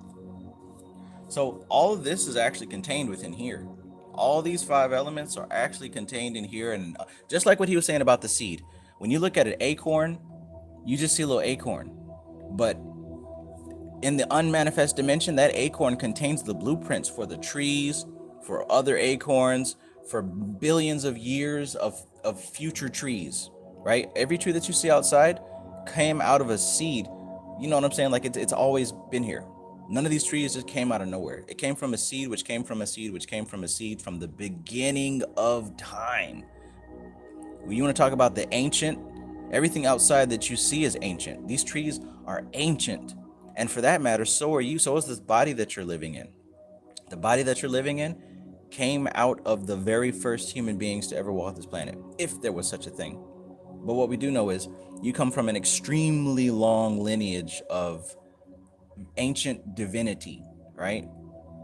We've been misled to believe that we're not very special, but it's in that belief that causes all types of suffering. You are special, right? You are very special. It's not because how your face looks and what you got in your head. It's none of the superficial stuff now. Don't get me wrong. This isn't a feel-good chat.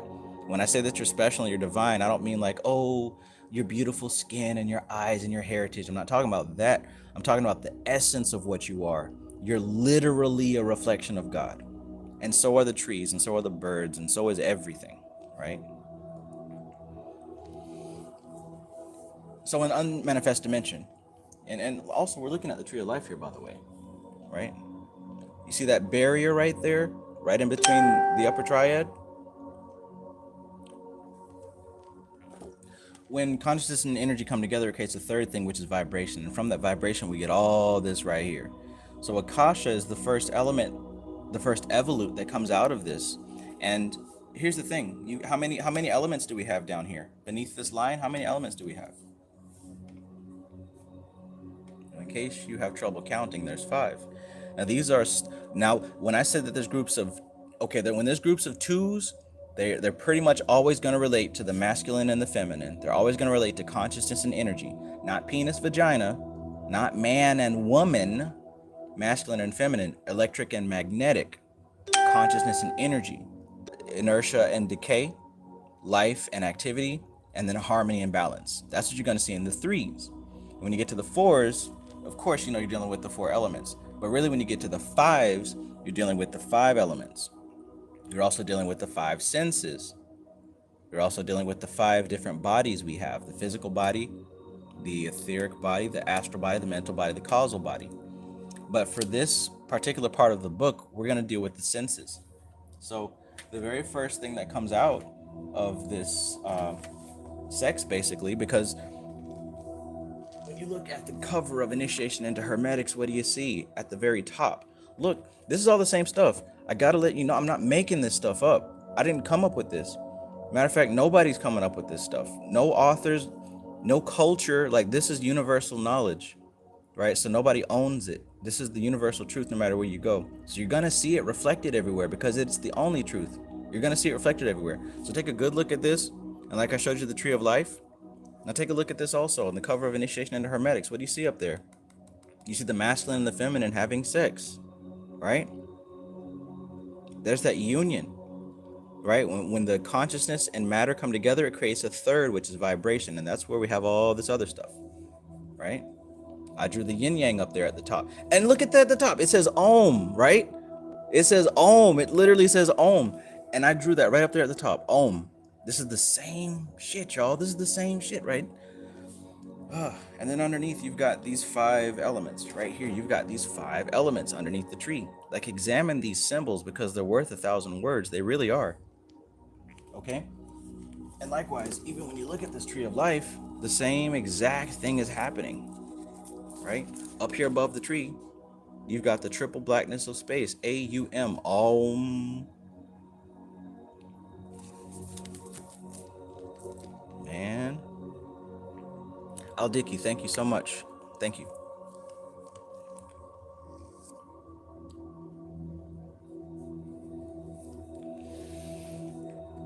Okay, so there it is. There's the black marker. These are associated with the 5 senses as well. So the very first evolute to come out of this sex, this cosmic sex between the masculine and the feminine, creates vibration, which is the child, which is the third. You could say is your pineal gland, right? Your third eye, right?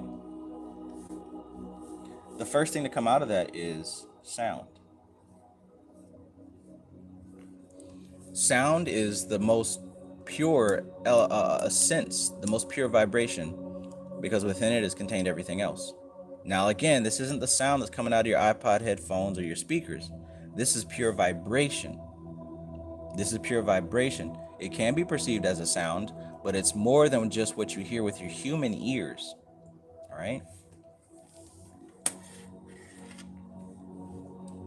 So there's a little bit more to go. There's just a little bit more to go. Check this out.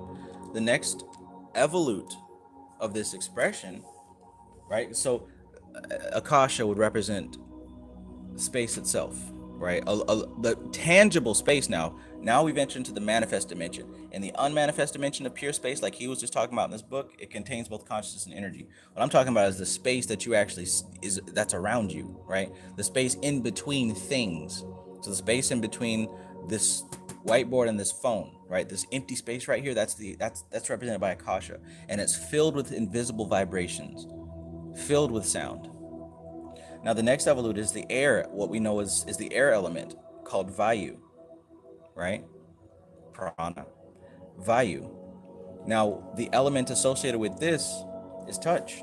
That comes right afterwards, and that just goes to show you how this is more than just the sound that you hear. This is all vibration, including the vibration that you can feel, including the vibrations that you can taste, touch, etc., etc., etc.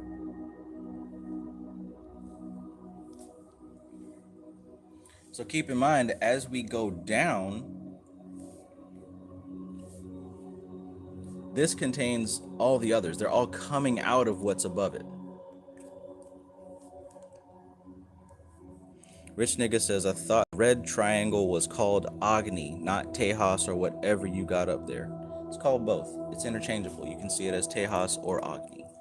If you do a Google search, you'll see that they both come up with the same answer.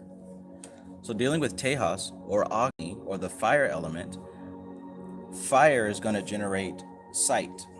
So that's the next evolute that comes up. All right? That's the next vibration. So we're getting more and more dense. We're getting more and more dense. We're getting from the very subtle vibration that we can barely perceive to perceptions that are extremely dense. Of course, afterwards, after the fire element, we've got the water element. And the sense that's associated with the water element is, of course, taste.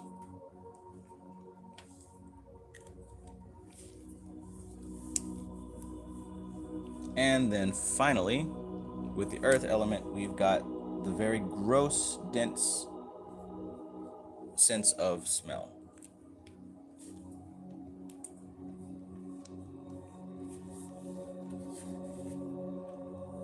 So when it comes to what you're able to feel, you can hear vibration, you can also feel vibration. You can't quite see it yet. So the sound that's coming out of the speakers right now, if I get close enough to that subwoofer, I can feel it and I can hear it, but I can't smell it or taste it or none of that. Next, we get to the fire element, which generates heat. So you can feel the fire element. You can also hear it crackling, and you can also see it because it's casting off light. But you can't taste it. You can't smell it. Next, we get to the taste element, water element. With water, you can see water, you can feel water, you can even hear water. You can't smell water. And then finally, with the smell, with the most dense aspect, it contains everything else. Things that can be smelt, things that are earthly, things that are physically gross and manifest, they can be smelt, they can be tasted, they can be seen, they can be felt, and they can also be heard. But this is just a diagram to go along with what he's talking about in this particular piece of the book. Let's continue.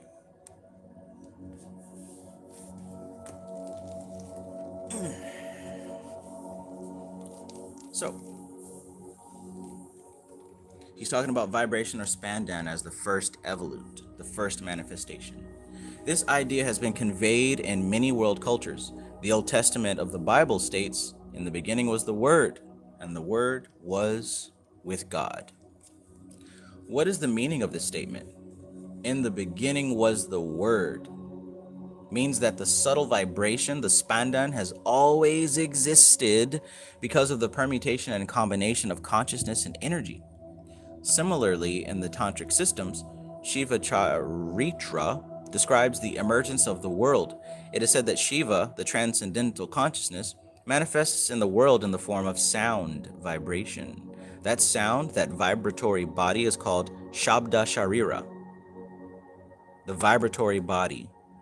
If you want to do some independent research, you might want to look that up. Shabda Sharira, Shabda Sharira. You might want to check that out for your extra credit. Thank you, Lance Benefield. When the basic structure of the universe was created, when the stars, planets, and Earth were formed, there was no life. At that moment, the creator and preserver Brahma and Vishnu were arguing about their roles in creation. To bring a stop to their argument, a nada, or primal sound, manifested like the sound of an explosion. Sounds like the Big Bang. That sound has been called God's Shabda Sharira. Remember, the vibratory body? Might want to look that up. What emerged thereafter was a Joytir Lingam, an effulgent lingam, which had neither a beginning or an end. Imagine that. An effulgent lingam that doesn't have a beginning or an end.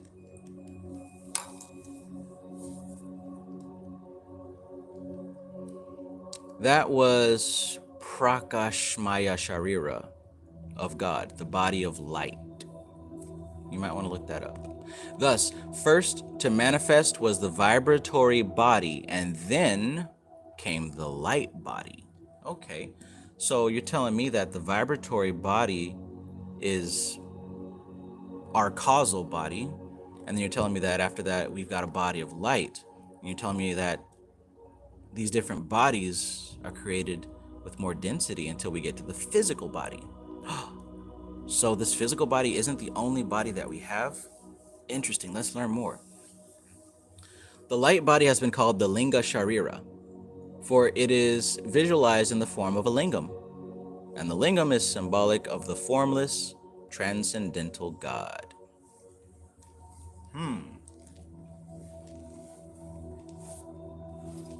It's getting interesting, huh?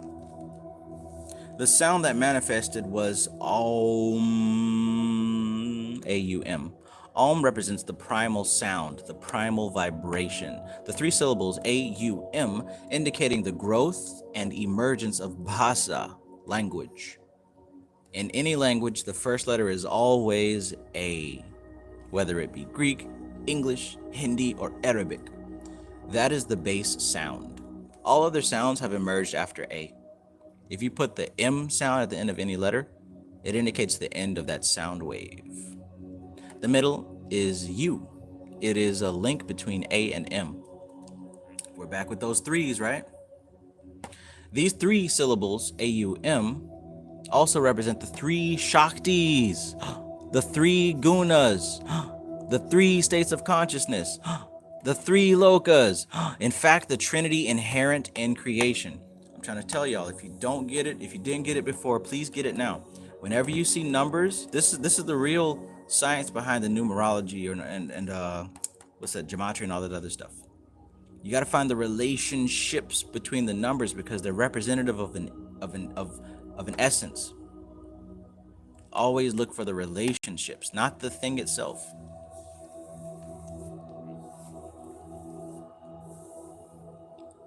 Remember me tell you. So again, the three syllables A-U-M also represent the three Shaktis, the three Gunas, the three states of consciousness, the three Lokas. In fact, the Trinity inherent in creation. Om Bhur Bhuva Svaha. He's talking about the three worlds at that point in the beginning of the Gayatri mantra. The first thing they do is give recognition to the three worlds, the three Lokas.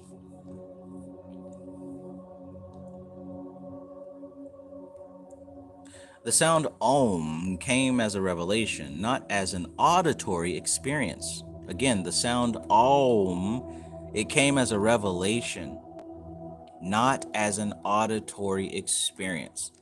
So don't judge things based off your five senses. Understand that there has to be an experience that is beyond what your five senses are picking up.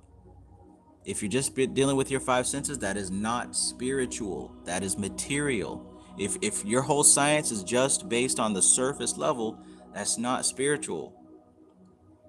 All right? That's not me saying that because you don't qualify.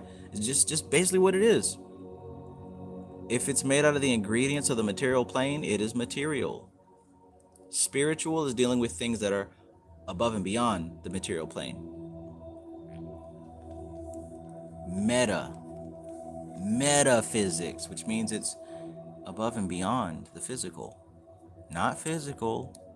We can use the expressions of the physical to try to track and symbolize and correspond with what's beyond the physical, but it's not the physical stuff.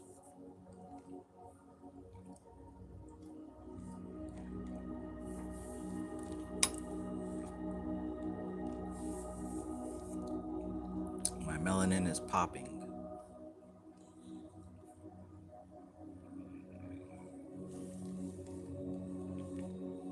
The sound of Om came as a revelation, not as an auditory experience. When it was revealed, you did not exist. I did not exist. Life forms did not exist. Om was a revelation as the sound inherent in the universe and the cosmos, as the sound which represents the higher transcendental reality, as the first expression and manifestation of the transcendental reality. Science of vibration. Greetings, Caesar. The entire universe is moving, vibrating, and pulsating. Pulsation indicates expansion and contraction. Interesting.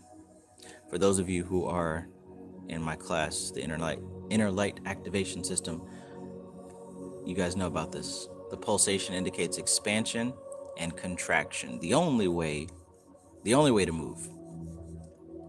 The entire universe is pulsating not only externally, but also internally. In our own atomic structure, there is pulsation of the nucleus within the atom, which is vibrating and moving in space by itself. It is not moving on any defined axis, but pulsating and vibrating in space. According to the science of vibration, Spanda Shastra, vibration is always caused by movement. If there is no movement, no activity, no motion, then there will be stillness. That sounds like consciousness, by the way. Consciousness has no vibration. Consciousness has no activity. Consciousness has no motion. It's still. Consciousness is inert. Consciousness does not move. So if it moves, if it changes, then that's not consciousness. That's energy or that's matter. Big difference. Vibration will not be caused by a still situation. Therefore, vibration always indicates motion. Whether you are able to perceive it with your senses or not is a different matter. But vibration always accompanies motion, movement, action, merger, or separation. This becomes the first kriya, the first act of consciousness and energy.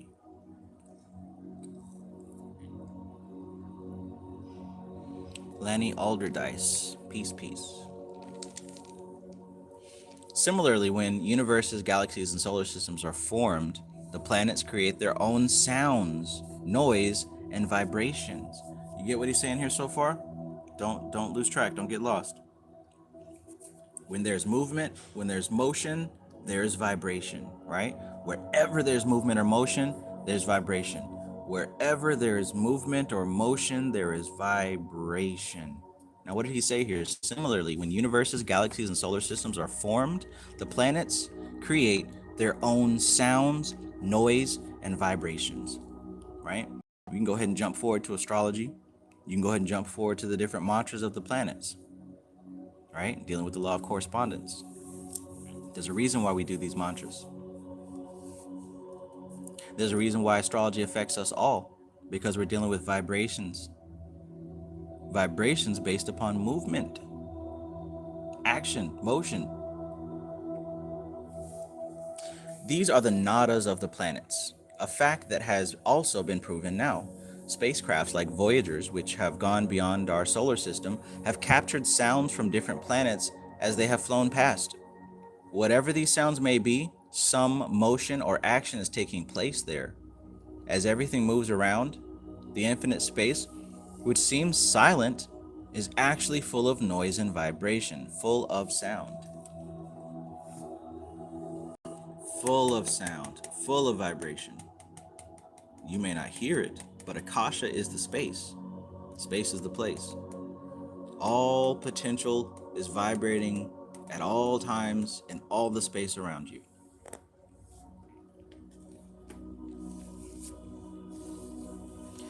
It is the same within the body. Therefore, the Upanishads say that what is outside is reflected in the body. Again, this is why astrology works the way that it does. That what is outside is reflected in the body. Outside is the macro universe, and this body is the micro universe. This matter which relates to the body is a replica or reflection of the macro universe. In your body, there are infinite sounds, vibrations, and noises. But the agent, the medium, the instrument of the auditory faculty picks up sounds within a certain range. However, if you were able to cultivate the ability to hear the higher and lower ranges of sounds, you'd be surprised to find out that there is a full symphony orchestra playing inside you. Interesting. This is the subject of the science of vibration as defined by the Tantras. Tantra is the only system which has defined the science of vibration. The school of Kashmir Shaivism has many theories on the subject of vibration, which the yogis realized in states of deep meditation.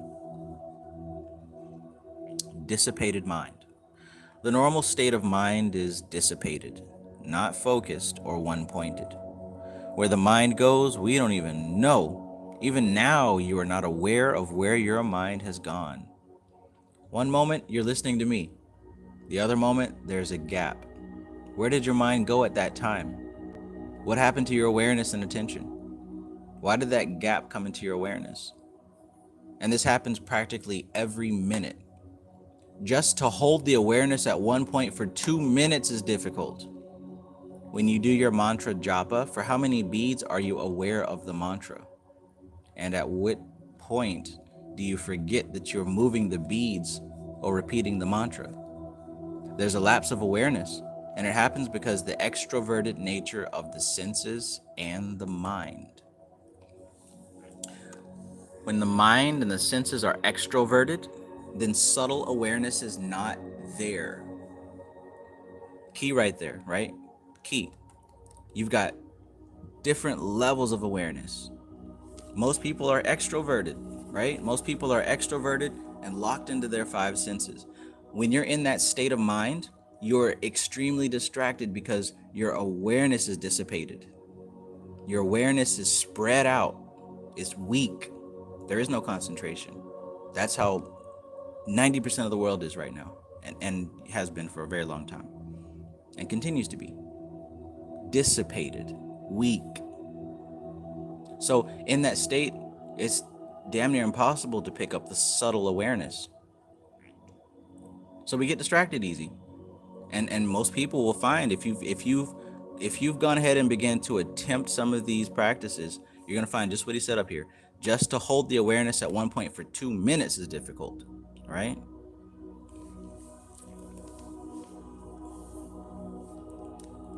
Just like with any sport or basketball or any skill, these things have to be practiced regularly in order for us to get better. When the mind and the senses are extroverted, then subtle awareness is not there. Subtle awareness means focused awareness. You are listening to me right now. If 20 loudspeakers come on at the same time with different types of music, your mind will be totally distracted. You will not be able to focus on what I'm saying. In order to focus, you need to block out all other sounds, and then you will be able to listen to my voice. If you are unable to block out the other sounds, the noise will not allow you to listen to what I'm saying. Thus, in normal life, when we meditate, we are only dealing with the lower mind, and we cannot have higher experiences in meditation.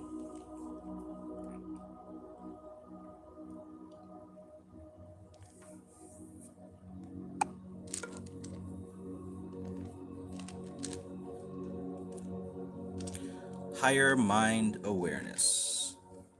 From the yogic perspective, the total mind is divided in two parts, the lower mind and the higher mind.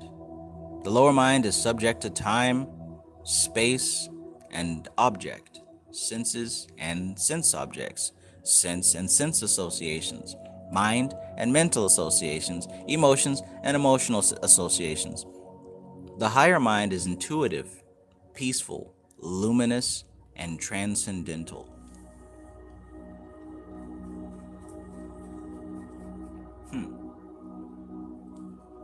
And remember, he talked about this in chapter 3 of the last book, the difference between the higher mind and the lower mind. Now, pretty much, I think it's safe to say that everyone that you meet is operating strictly out of their lower mind. And as he said here, the lower mind is subject, which means it is completely limited to the boundaries of time, space, and object, senses and sense object, sense and sense associations, mind and mental associations, emotions and emotional associations. Most people are locked within that framework, locked into it. The higher mind is intuitive, peaceful, luminous, and transcendental. When we are practicing meditation, we are able to access only the lower mind, to analyze and become aware of the lower behaviors of manas, the reasoning mind, buddhi, which is intelligence, chitta, which is memories, and ahamkara, which is ego identity. We know those four things as the antakarana, right? Been talking about that for quite a while now. If we experience a little bit of peace, happiness, and comfort in the lower mind, we feel that we have attained a good meditative state. Nobody can go beyond the lower mind in meditation. In order to go beyond the lower mind, drastic changes have to take place in one's life. One has to be a sannyasin of the same caliber as Swami Sivananda, Swami Satyananda, and other luminaries. People who have drastically changed their mental structure, their social, physical, emotional, intellectual structure, don't function in the same dimension as any of us. Lance Benefield asks, are you saving this live, Travis? Yes. Yes. Unless I say something spicy and then we have to take it down.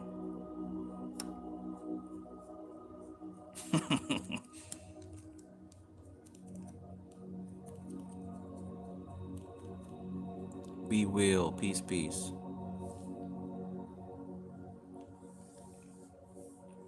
People who have drastically changed their mental structure, their social, physical, and emotional and intellectual structure don't function in the same dimension as any of us.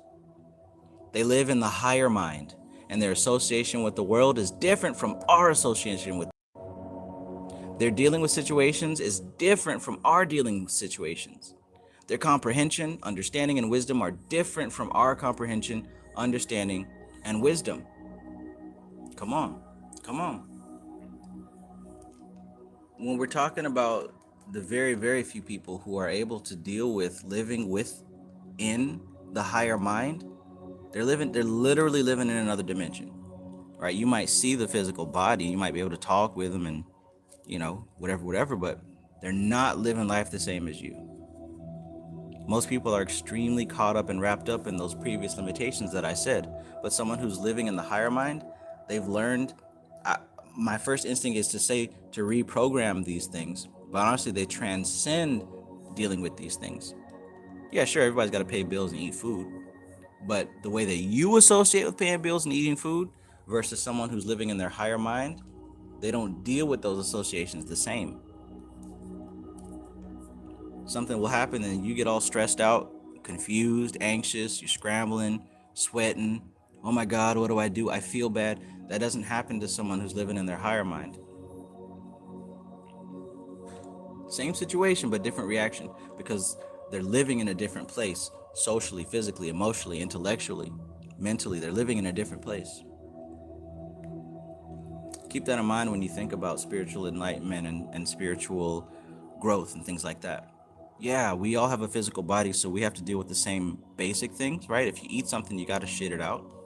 If you drink something, it's got to come out. Yeah, we all have to deal with that because we're in a physical body. But the relationship to how we deal with these things are different.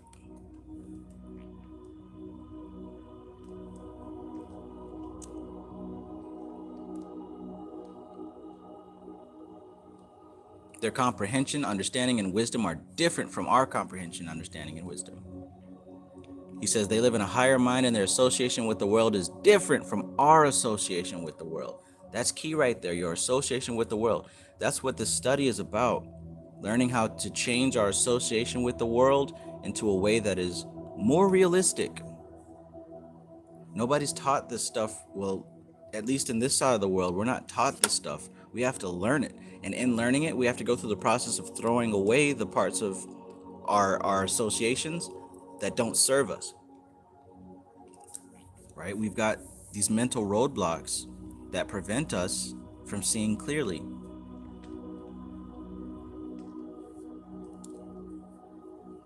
When you see what's going on in the news, does it make you upset? When you see what other people are doing, hell, this is, keep it simple.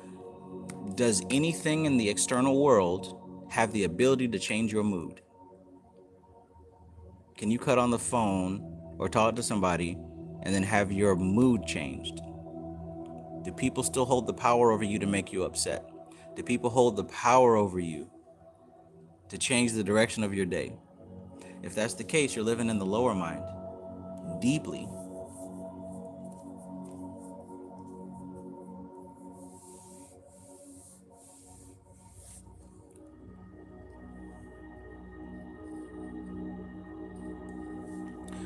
Rich Nigga says, I love what you do, Trav. I support you fully, but sometimes I hear and ask, do you even understand what you're saying?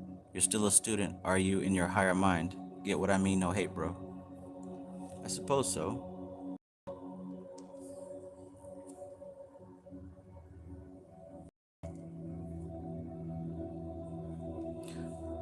I'm not sure what agitates you, but I hope that the answer does come.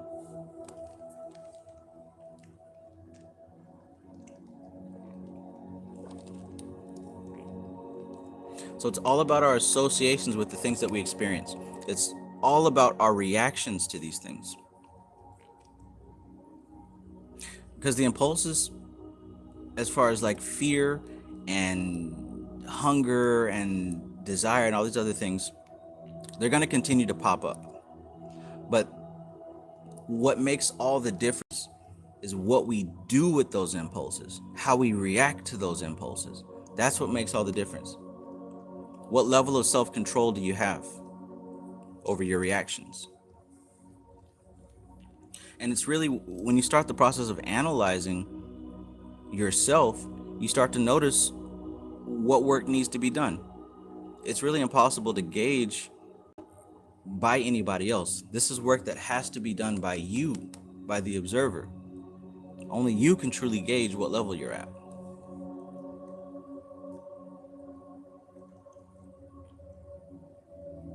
Jazz G says, be intentional with purpose to recalibrate with discipline, as if you're going to the gym without physically moving. Eventually you will it inform to transform natural response reaction in a sense. I can see that.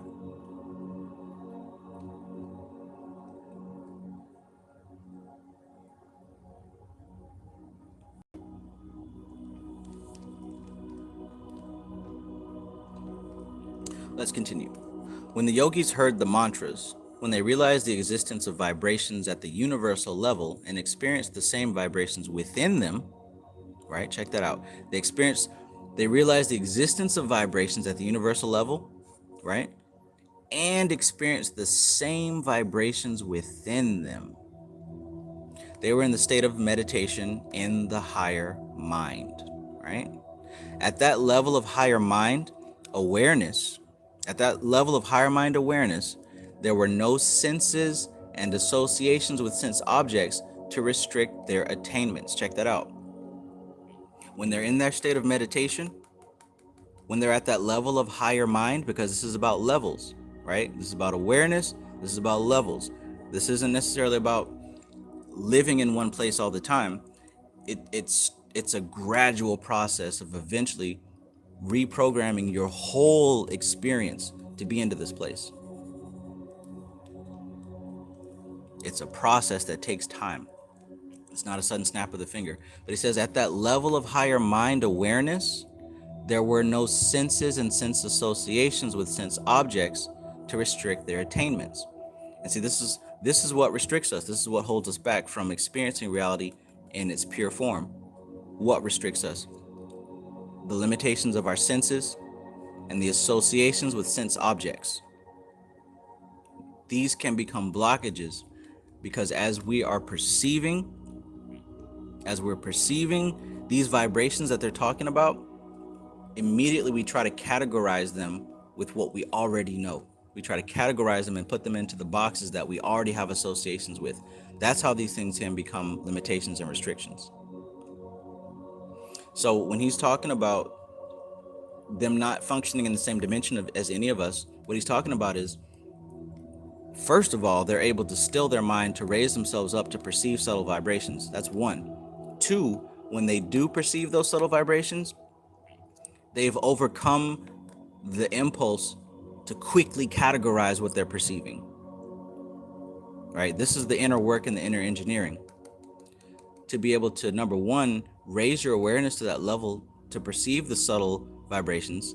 And number two, when those subtle vibrations are perceived, to not make these assumptions and snap judgments based on these samskaras that you already have built up in your head.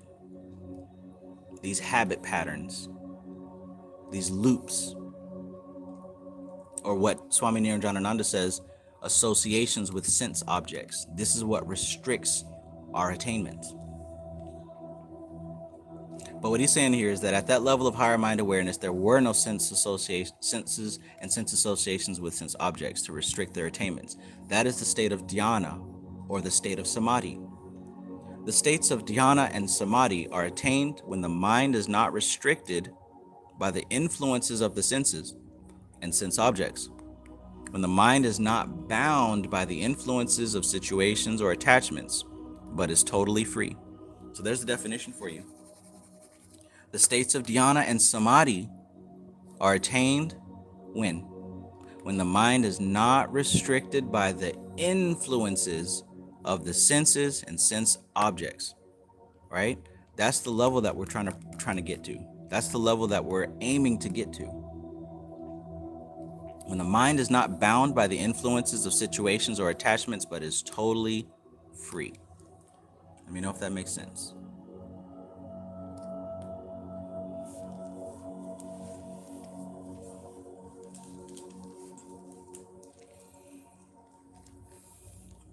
Realization of the vibratory body. When the mind is not affected by external conditions, it is connected with the vibratory body. From the yogic perspective, there are 5 different bodies that one experiences. Here we go. 5 different bodies that one experiences. Annamaya kosha, which is the dimension of matter. Right? And again, we're talking about these 5 elements: earth or prithvi, apas or water, tejas or agni or fire, vayu or air, akasha, right? Those relate to these 5 bodies that he's talking about here. Okay? So, from the yogic perspective, there are 5 different bodies that one experiences. Annamaya kosha, which is the dimension of matter, pranamaya kosha, which is the dimension of energy, manomaya kosha, which is the dimension of mind, vijnanamaya kosha, which is the dimension of consciousness, and anandamaya kosha, the dimension of spirit. Involvement in the first 3 levels, annamaya, pranamaya, manomaya kosha, indicates involvement with the lower mind. Lance Benefield says astral body equals the etheric body. No, sir. The etheric body is in between the astral and the physical. So there is actually a very large space in between the astral and the physical.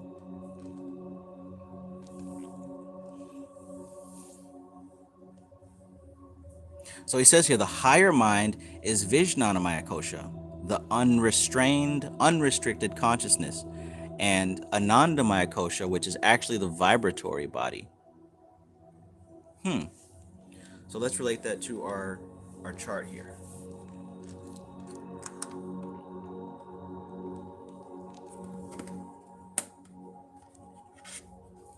Let's relate that to our chart here.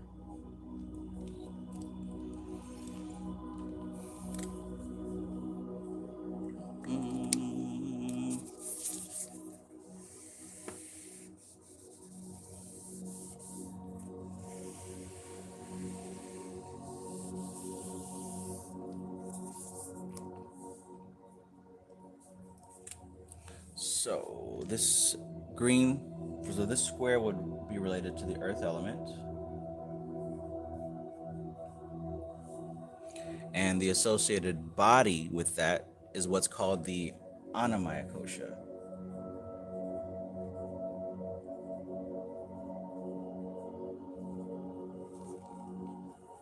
And this is the physical body.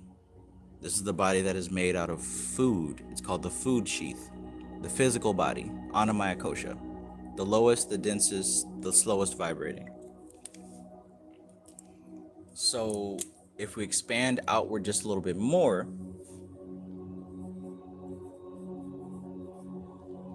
we get what's known as the Pranamaya Kosha, which is the body made of prana, or as he says here, is the dimension of energy.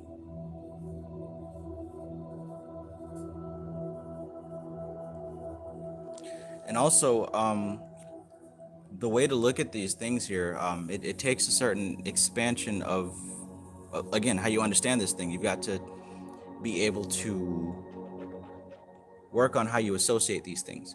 When I say physical body, already we're starting off the bat with confusion, because it's not just the physical body that you're in. We're talking about the entire physical plane is one thing. So your body, my body, the phone that you're holding or the computer you're in front of, your room that you're in, everything physical is one thing. Annamaya Kosha. The next level, Pranamaya Kosha, which is the entire field of energy, the entire field of prana. The etheric body is the whole etheric plane. I know that sounds kind of weird, but it makes more sense when you start dealing with these things through experience. So the next element we reach would be the fire. And that would be known as the Manomaya Kosha, the dimension of mind.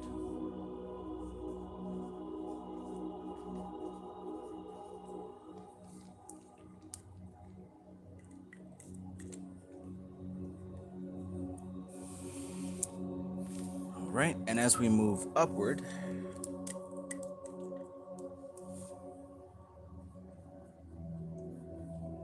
that's the air element.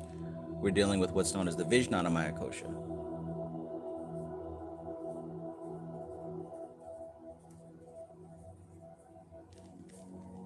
And again, I didn't make any of this up, so you can easily look the stuff up online, and it might be better to actually dig through some of these books where they talk about it. But these are some extremely old concepts, 5 to 10,000 years, if not more. So this isn't like some new stuff that somebody made up last year. This author didn't make this stuff up.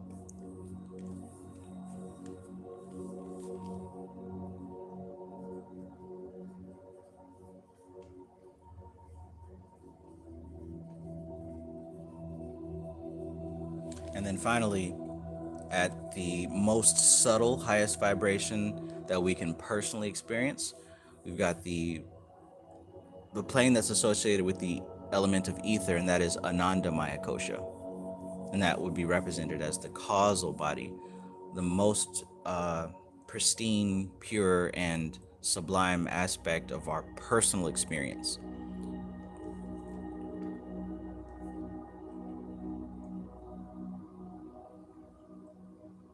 All right. Follow me so far. So just looking at this, I'm going to read I'm going to read what he says here about the vibratory body, just with this diagram, so you can just kind of at least put it all in order. All right. So, realization of the vibratory body. When the mind is not affected by external conditions, it is connected with the vibratory body. From the yogic perspective, there are 5 different bodies that one experiences. Annamaya kosha, the dimension of matter. Pranamaya kosha, the dimension of energy. Manomaya kosha, the dimension of mind. Vijnanamaya kosha, the dimension of consciousness, and Anandamaya kosha, the dimension of spirit. Involvement in the first 3 levels, right? The first 3 levels of Annamaya kosha, Pranamaya kosha, and Manomaya kosha, involvement in these first 3 levels indicates involvement with the lower mind. So dealing with the physical body, the etheric body, and the lower astral body, these represent involvement with the lower mind. All right. The higher mind is Vijnanamaya kosha, the unrestrained consciousness, and Anandamaya kosha, which is actually the vibratory body. This is the vibratory body. Spiritual awareness, the dimension of spirit, is the dimensions of vibrations. As spiritual aspirants, as yoga aspirants, we can go up to an understanding of the lower mind. But beyond that, we need to have access to our inner nature in order to experience the subtle aspects of consciousness and vibrations. When the yogis entered into deep meditation after perfecting their own sadhana, they did not see an image of God revealing itself before their eyes. What was revealed to them was the essence, consciousness, and energy. What was revealed were the evolutes of this essence of life, the vibrations, the elements, the tattvas. That's what these are, the tattvas.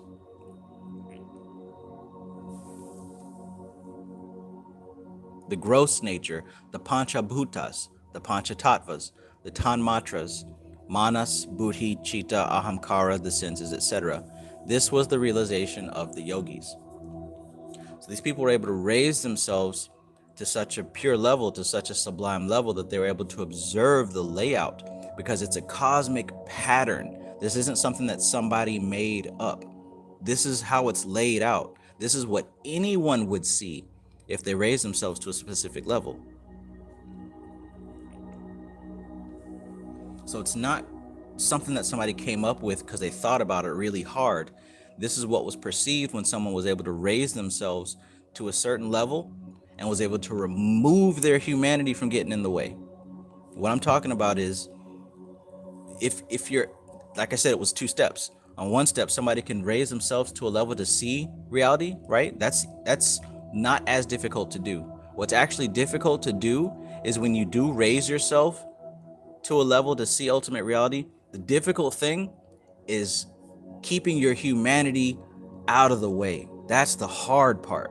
Because what happens is when you see ultimate reality and your humanity is still all over the place and your ego is still running wild, you're going to start putting things in boxes and putting things in categories and forcing meaning on places, and you're going to perceive the message as being clouded and distorted, right? You're going to start making up shit.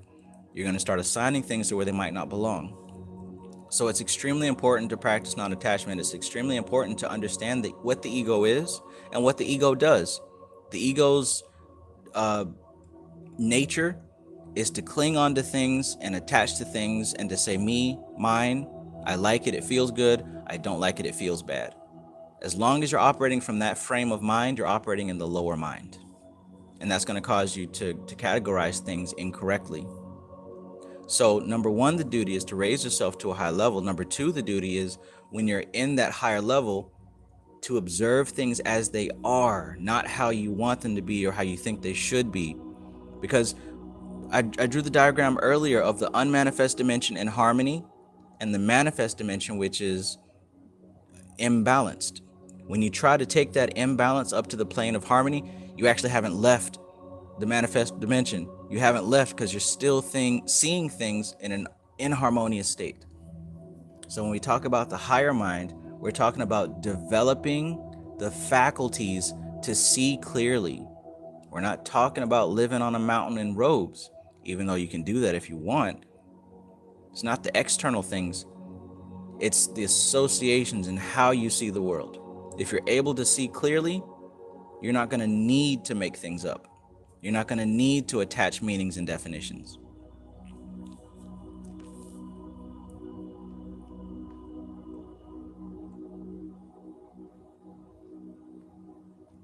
Jazz G says, detach from the lower to transcend to the higher.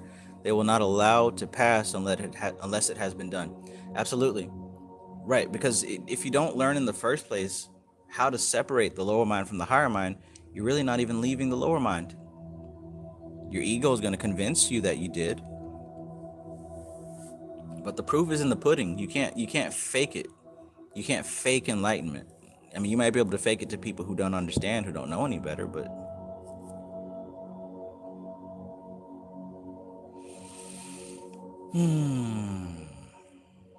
let's continue. So again, like you said here, when the yogis entered into deep meditation after perfecting their own sadhana, their own practice, they did not see an image of God revealing itself before their eyes. What was revealed to them was the essence, consciousness and energy. What was revealed to them were the evolutes of this essence of life, the vibrations, the elements, the tattvas, the gross nature, the panchabhutas, the panchatattvas, the tanmatras, manas, buddhi, chitta, ahamkara, the senses. All those words that I said, you can find it in Tattva Shuddhi, page 45 on that diagram. Matter of fact, hell, I'll just grab that book.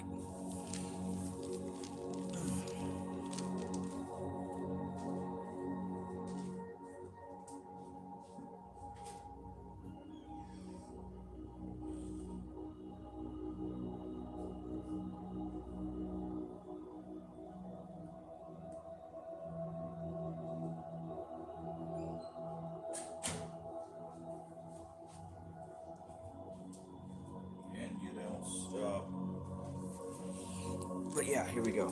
Classic. Page 45, Tattva Shuddhi. You know what I mean?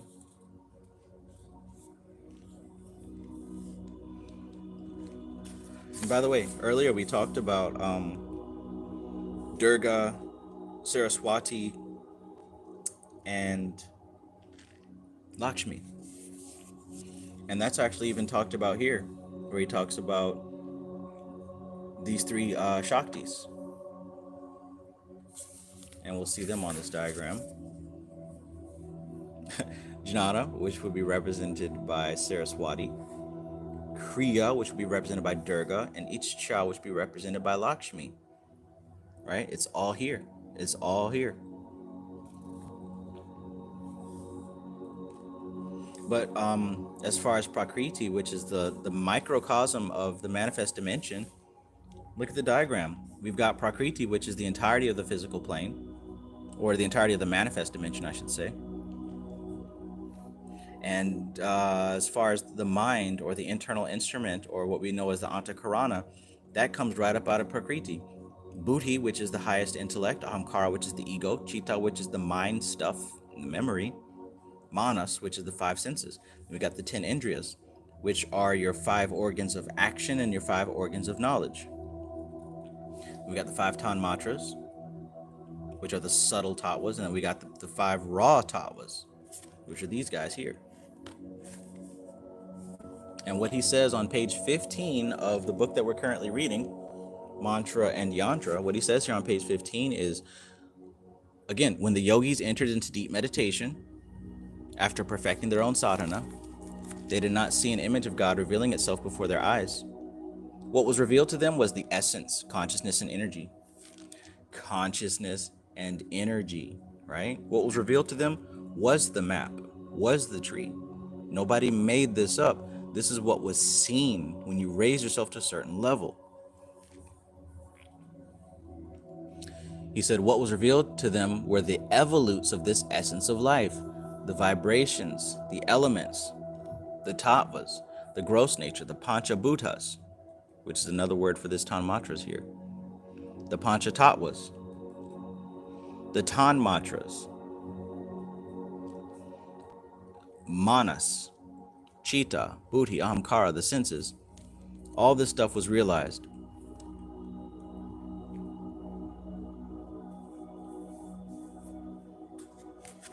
The yogis did not meditate to realize God because for yogis, God is formless. If I believe that my personal belief, if I believe that is my personal belief.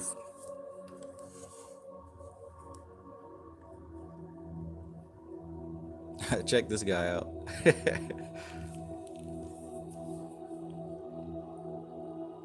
Looks like that's Swami Sivananda. Is that Sivananda? Or I could be wrong. But there's Niranjanananda for sure. This is an old picture.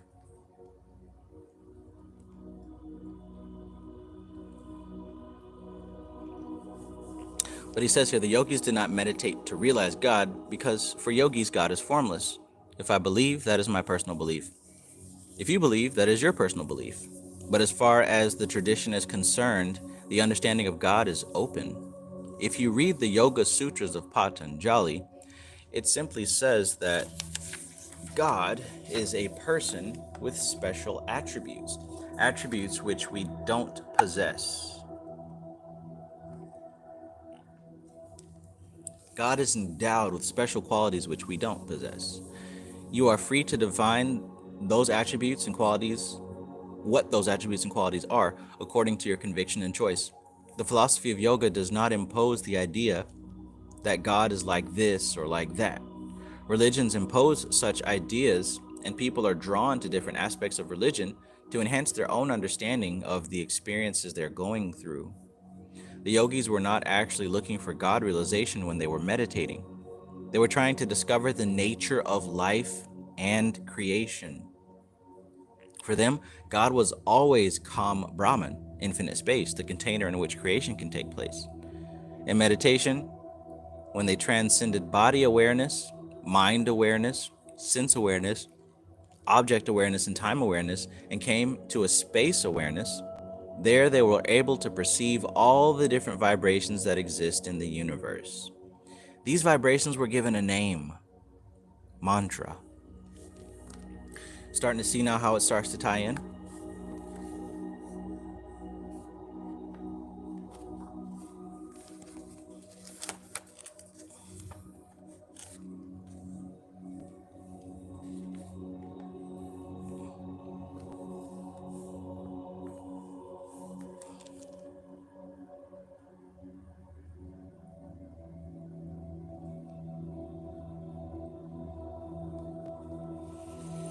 Etymology of mantra.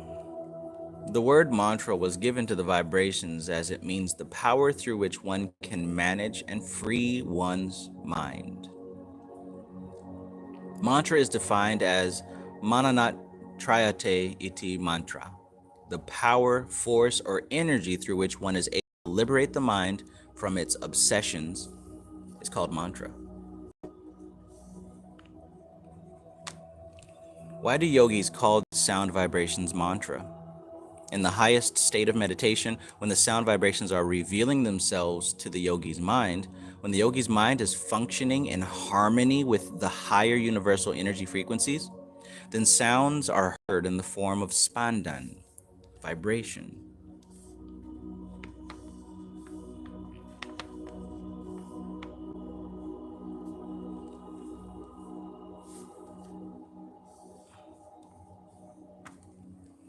There the vibration is in a state of equilibrium, but in the manifest dimension, consciousness has manifested as mind, as energy, There the vibration is in a state of equilibrium, but in the manifest dimension, consciousness has manifested as mind, and energy as matter.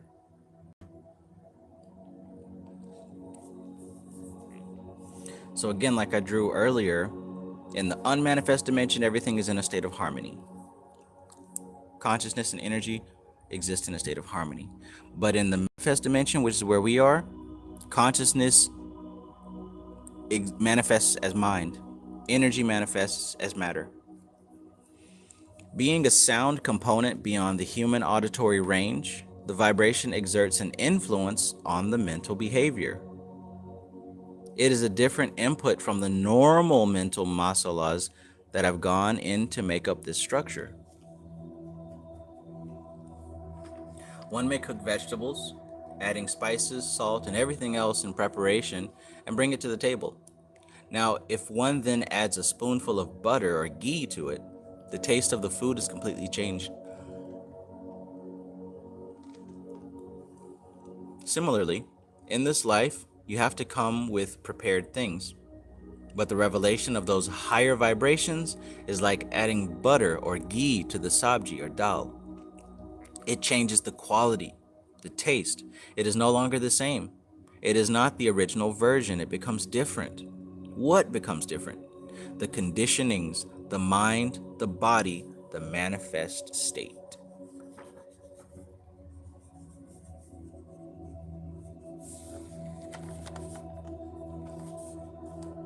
Crystal clear, crystal clear, crystal clear. I hope that you are also receiving this information with clarity. Because literally, I can only do so much. But I hope that you guys are taking the time to read this information and think about it and try to apply it in your daily life. Because it's more than just reading it. It's more than me reading it. And it's more than just listening to it. The work is taking into consideration what's being said and then learning how to apply it, to test it, It doesn't matter who said it. It doesn't matter if I read it, if Swami wrote about it. That's not what's important. We're not here because some person wrote a book. We're here because we're trying to get an understanding of reality. So a big part of this is reading and studying and listening, but the real work is done in your internal laboratory. Take this stuff home, test it out, test drive it, see if it's true, see if it's real, see if it makes sense. Right? That's what this is really about. So I'm literally doing all that I can in trying to get this information out there so that so that you guys specifically will experiment with it. But I can't do that experimentation part for you. You got to do it. This is not about a religion. This is not about some kind of popularity club. Like, I'm extremely grateful that I have so many people who do pay attention to what I do, but that's not what this is about. What this is about is you taking this information and applying it to your life. That's what this is about. So I'm doing my part here, and I enjoy it. I really do. But I just hope that you guys, all of you who are here in this chat right now, I hope that you're not just listening, but also taking this into consideration. And like I said, trying it out, testing it out, seeing if this is true.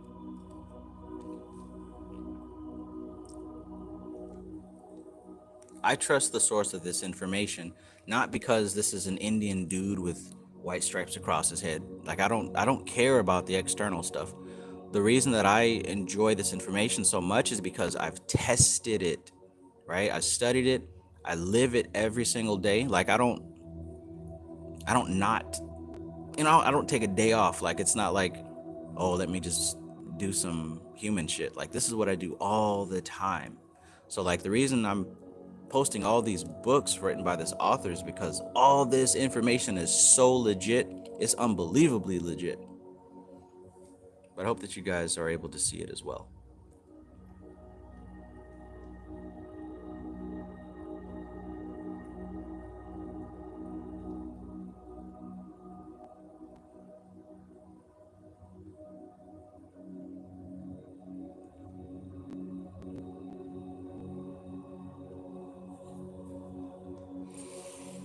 Yeah, this is good stuff. So, I want to read that last part again. So he says, one may cook vegetables, adding spices, salt, and everything else in preparation, and bring it to the table.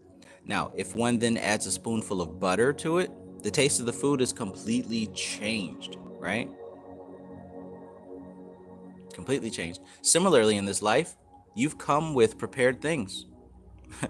But the revelation of those higher vibrations is like adding butter to the ingredients. It changes the quality, the taste, and it's no longer the same.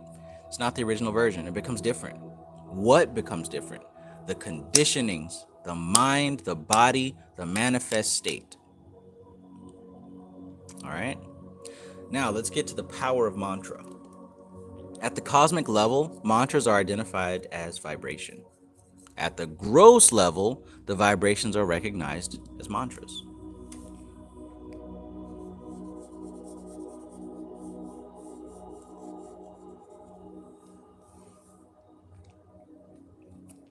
At the cosmic level, spandan means vibration, and at the physical level, the vibrations are translated in the form of mantras, which affect the manifest nature, consciousness, and mind, matter, and energy. There are many parts of a mantra. Each mantra has a positive power and a negative power. Each mantra influences and awakens a particular area or center of the mind and the brain. The positive power of the mantra is known as the deity of the mantra, and the negative power is known as the Ugra Shakti of the mantra. If you read the book Kundalini Tantra by Swami Satyananda,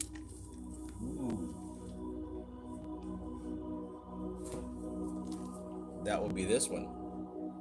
Om Kundalini Arohanam.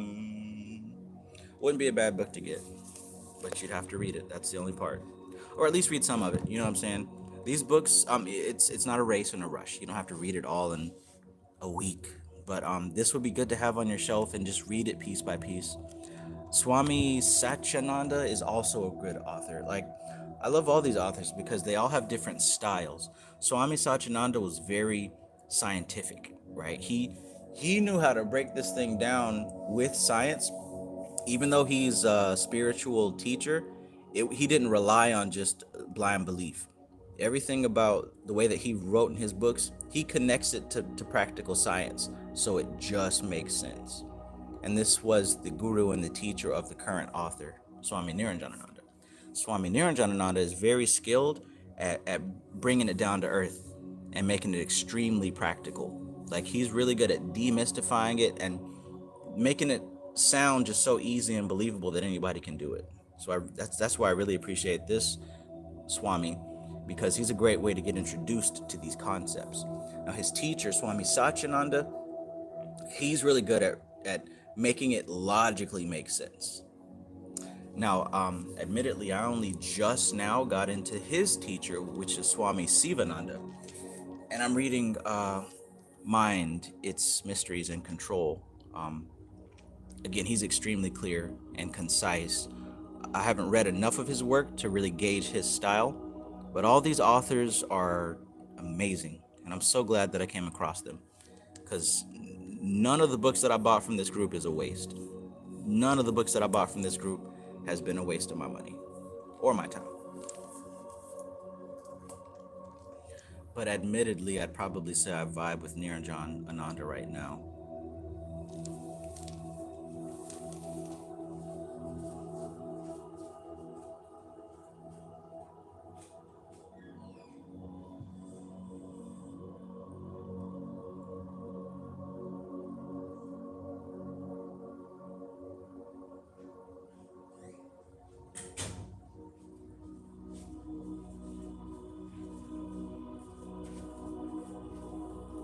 But yeah, just a heads up. I'm always recommending different books, but this is the one that I'm currently reading from the teacher of the current author. It's called Mind, Its Mysteries and Control. Swami Sivananda. Old school. Mind, Its Mysteries and Control. This is a classic. If you can get your hands on it, very, very insightful book. All these are very insightful. But let's keep going.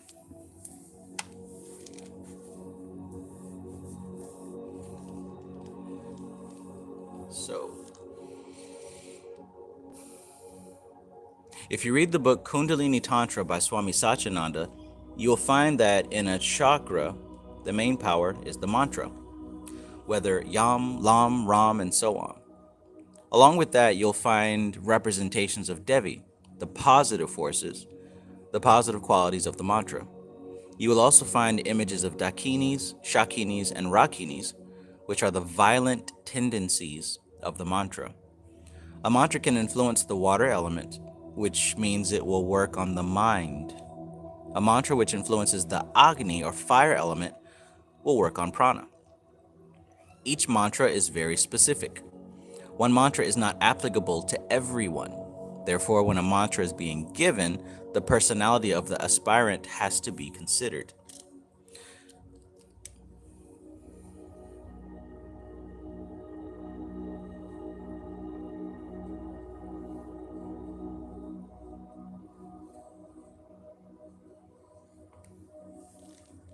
Each mantra affects a particular element, a tattva. And that's like what I've drawn here. These are known as the tattvas: Akasha, Vayu, Agni or Tejas, Apas, and Prithvi. You may know them as the five elements. Each mantra affects a particular element, a tattva. Each mantra has its positive power and negative power. Each mantra has its medium by which it can be awakened, and which is represented in the form of its vehicle. The elephant is the vehicle of the mantra of Muladhara chakra. The elephant represents a quality of the mind, the intellect. Therefore, the positive power of Muladhara is Ganesha, the power which overcomes obstacles, the drive, determination, and motivation. If you are able to maintain the clarity of your motivation and drive, balance your intellect, and manage the manifestations of Muladhara, you will be able to realize the effect of the mantra of Muladhara.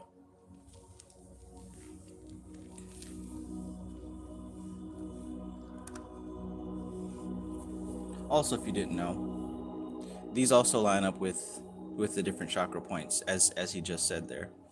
So we've got the Muladhara, which is the root chakra, Swadhisthana, which is the sexual chakra, Manipura, which is the stomach chakra, Anahata, which is the heart chakra, and then Vishuddhi, which is the throat chakra, and then Ajna, which would be represented as Om. And if you look closely at the symbols of the yantras of the chakras, you're going to see these symbols within the chakra points. You're going to see the square in Muladhara. You're going to see the moon in Swadhisthana. You're going to see the triangle in Manipura. You're going to see the hexagram in Anahata, all right? And you're going to see some type of ether symbol in Vishuddhi.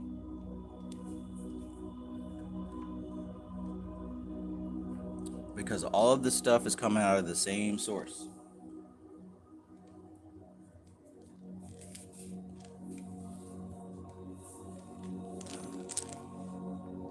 Vishuddhi. Satori Animal 69, peace and greetings. Shari Barry Sharbre says, I am learning so much. Awesome. That's my intention.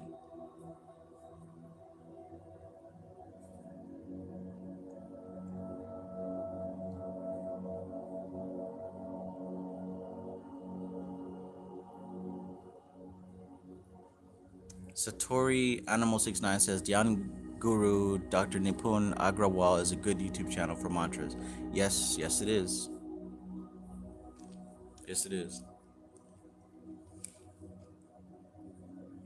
To anyone who has joined recently, if you haven't already, go ahead and like the video, because liking the video helps the YouTube algorithm promote my content. So it is a nice, easy, free way to support by smashing that like button.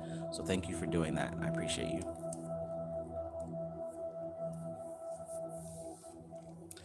Okay, so let's continue perfecting mantra, and we're almost done here. I don't want to keep you guys forever. I mean, you guys know, if you've been with my channel for this time, you know I can stay on here for several hours, but you guys probably have something else you want to do on your Friday night. So we're coming to the close of this particular chapter. Thank you for hanging out so far. I do appreciate you.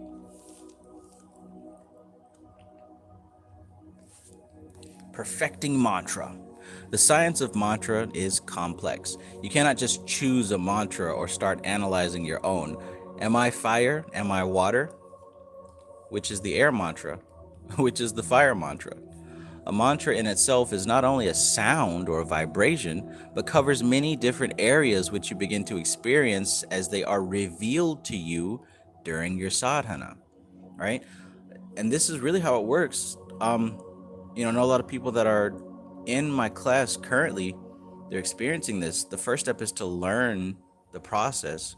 And then when you commit yourself to the process, the meditation exercise itself starts teaching you, right? So really, it's beyond just the teacher. When you throw yourself into these practices, the practices teach you the lessons, right? So it's really difficult to cast a judgment if you're not even doing this stuff yet. If you're just on the outside, on the outskirts, then you may not really understand yet that when you work with mantras, when you work with these yantras, when you work with these visualization techniques, these elements begin teaching you. And that's kind of hard to understand if you haven't been taught by the experience yet. But just understand that what he was talking about as far as the rishis and the seers raising themselves to a specific level and seeing reality as it is, that's literally what happens. But the only way for you to know that is if you actually try some of this stuff yourself. So he says here, if you know exactly how to use the influences of the mantra to manage your mind, uplift your emotions, and awaken your spiritual powers, then that is the right application of the mantra. This application is taught much further on in the spiritual journey between guru and disciple. Right now, the mantra which you have is for your japa. It is for perfecting pratyahara. Don't expect to go beyond that until you're able to perfect mantra pratyahara. When Sri Swamiji gave me my mantra, he told me to practice one mala every day. The mantra was small, so I used it to finish my japa in 5 minutes. Sometime later, I said to him, I am finishing my japa in 5 minutes. Can I increase the number of malas? He said, how much would you like to increase it? I said, well, one mala takes me 5 minutes. I can easily increase it to 5 or 6 malas. At least half an hour of solid sitting would be good for me. He said, you are thinking of solid sitting of the body. Tell me, is your awareness solid in the repetition of the mantra? I said, no. He said, for how many beads of the mala are you aware that you are repeating the mantra? I said, maybe 5, 10, or 20. And whenever I remember, I again bring my mind back. He said, then you have never completed a single mala in your life. And now you want to increase it to 5. First, finish one mala, which means total awareness for 108 mantras. Talk about raising the bar.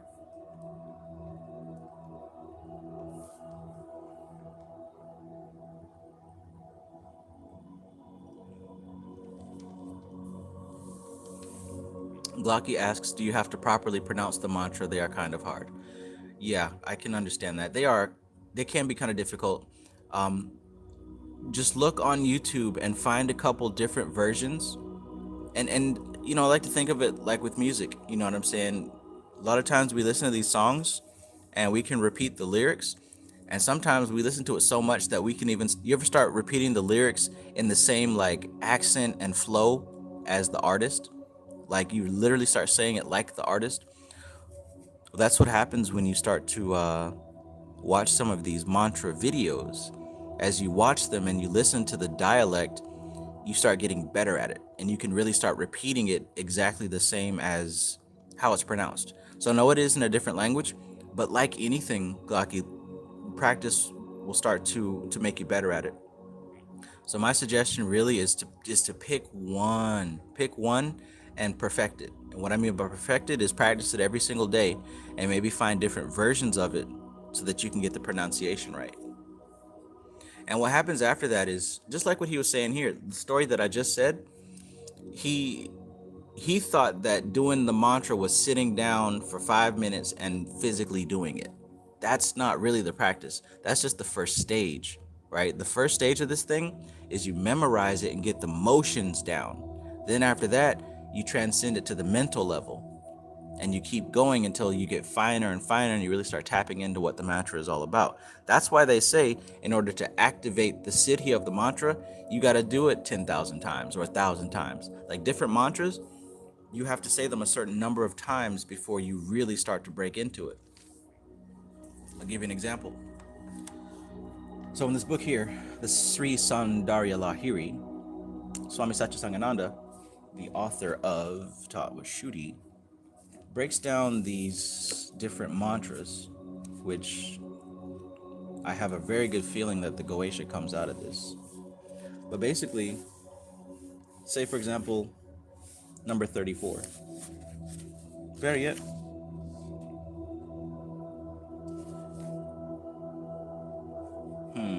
Yeah, we'll do number 34. So number 34, there's the yantra for it. I know the camera's kind of blurry. Let me try to shape it up here. Come on. But anyways, here's number 34, right? And you're supposed to do it for 45 days. And you're supposed to do it 1,000 times before it actually becomes activated, right? And then it talks about what you focus on and what the mantra actually does for you. One aspect of it is the blooming of genius. Another aspect of it is the remedy for rheumatism, freedom from all doubts. The one that I initiated for myself, starting in, I don't even remember when I started it, sometime early November, was number 3, right? And I was doing this, I believe it was in November or so. But the Beej in there is clean, and there's the symbol for it. This is the yantra, right? And for this one, it had 2 different activations. One of them you had to say it 2,000 times a day. And for the other one, you had to say it 1,000 times a day. So I broke down the math and figured out how I would have to do it and how frequently I'd have to do it. And the focus is on Devi, in the mudra of granting you what you desire, which basically is with the open palm. You've seen the picture of the deities with their palm open like that. So you're supposed to picture her with that gesture. And doing it 2,000 times grants the specific, for the purpose of knowledge, all that one can desire. But basically the perfection of knowledge of the Vedas, right? So it begins to activate that siddhi within you. And the other thing it activates is wealth and knowledge. So it also activates money, income, and knowledge of how to do that. So on 2 birds with 1 stone, perfecting it at that 1,000 level begins to increase your income. Perfecting it at that 2,000 level begins to increase your knowledge and understanding of this very thing that I'm teaching right now. And I can definitely say that both of these things have happened since I've been doing these 2,000 times a day. So some of these mantras, it takes you doing them repetitiously over and over and over again before you start tapping into the root of the actual mantra. So it starts by doing it mechanically, and I would definitely recommend going to a YouTube video and learning how to say it properly based on how they do it on the YouTube video, which is exactly what I did. There's actually a YouTube channel that has all of these particular mantras in very short videos that you can sing.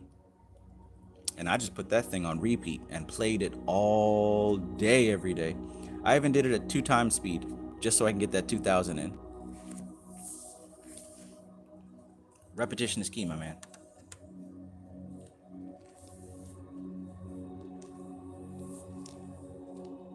Repetition is key.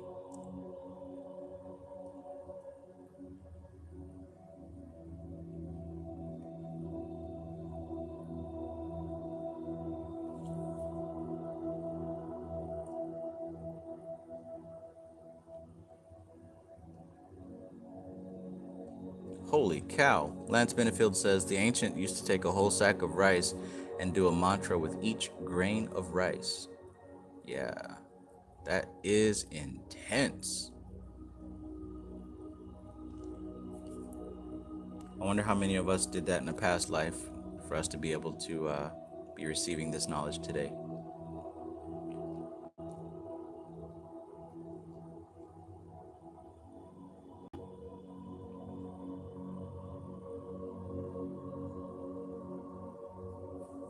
Namaste, Satori, and Namo 69. All right, let's keep going.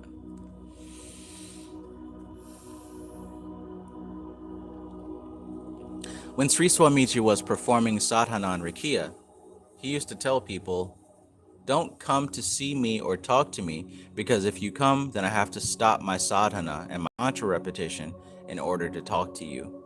Jeez, I can relate. That man said, don't bother me because I'm trying to do my mantras. If I can remain aware of my mantra for 24 hours of the day, that will be an attainment. If you come for 2 minutes, the chain is broken. If you come for an hour's satsang, the chain is broken. So don't come. If mantra awareness deepens, then one attains the highest spiritual realization. That is the training of the mind. You can't even do one mala. Therefore, for ordinary people like us, just one mala is enough. We have to increase our attention span on that. I got this book a year ago. I got this last January. And I read that part, and I was very inspired. I almost took that as a challenge. The fact that he would try to dedicate a full 24 hours to doing his mantra. Now, I haven't reached that level yet, but definitely something that I could say that I kept in mind to strive for.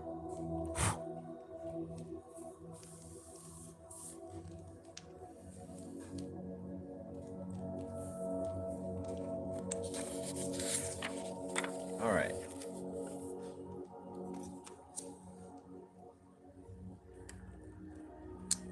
Glocky asks, can I say them mentally? Don't want to bother people with me in my home with the mantras. Absolutely, you can, Glocky. As a matter of fact, I've showed this before, and I'll show this again. There's actually 4 levels of doing mantras, right? So check this out, Glocky. This is in the book Agora, and it's really right at the beginning. But basically what he says here, he's talking about mantras. And he says there's 4 types of vani, 4 types of speech that exists for the pronunciation of mantra. He says the first level is Vaikhari, which is vocal speech. The next level is Madhyama, which is nasalized speech. You're kind of saying it under your breath, under your nose. He says Pashanti is the next level, which is purely mental repetition. And then the 4th level is Para, which is telepathic speech, in which only the intention, but not the sound, is conveyed. So we're gradually working up to these levels. There's a level where you say it out loud. There's a level where you say it under your breath, kind of internally in your head. There's a level where you're purely reciting it mentally. And then there's a level where you're getting so subtle with it that only the intention is conveyed.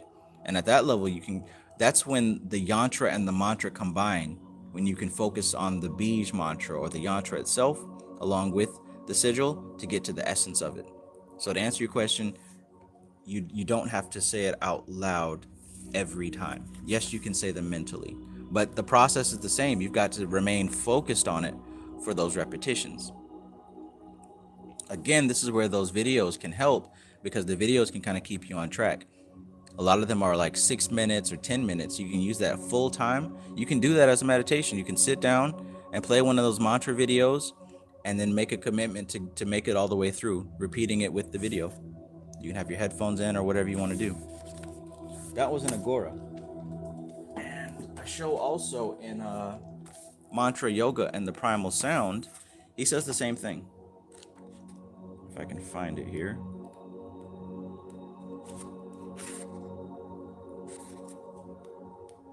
There we go. So he says the same thing here about 4 levels of speech. Come on, book.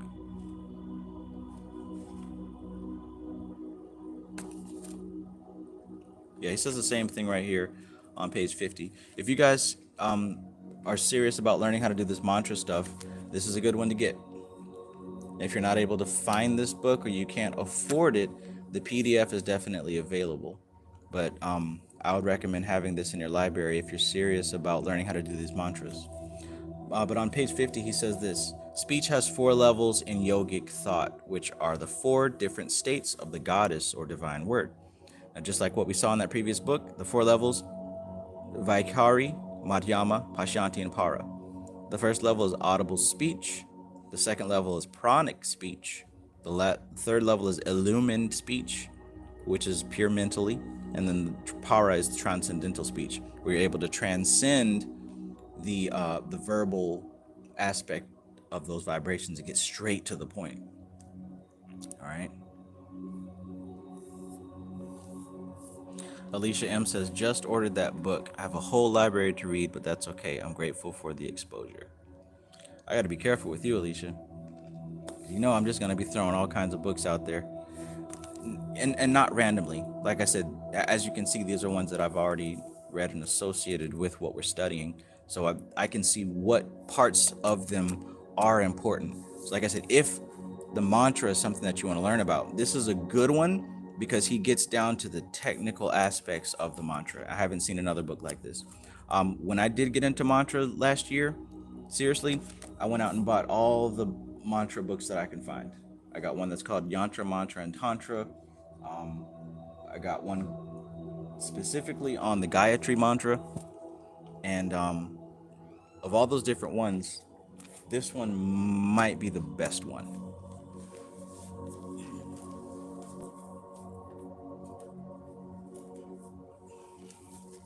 Yeah. So I got this one as well. This one was okay. If I knew what was in this one, I probably wouldn't have gotten it. It's not a bad book, but I didn't really it didn't really help me out too much. But for someone who may not have a full library, this would be good because this does include elements of some of these other books. But you know, it would be good if it was like your first book on mantra. This one, as you can see, is still wrapped in plastic. I haven't even opened it yet. Maybe I should do that. This one is about the Gayatri mantra. It's pretty decent, you know. And then this one is the ancient science of mantras. I haven't finished it, but I read a little bit of it. Different books on mantras. But honestly, for the intents and purposes of what I do on my path and the stuff that I talk about, this one's probably stood out the most. Alongside from the one that we're currently reading also. So they all kind of work together. Mantra yoga is a thing, so if that's going to be an expert, or if that's going to be a focus of yours, then this would be a great book to get.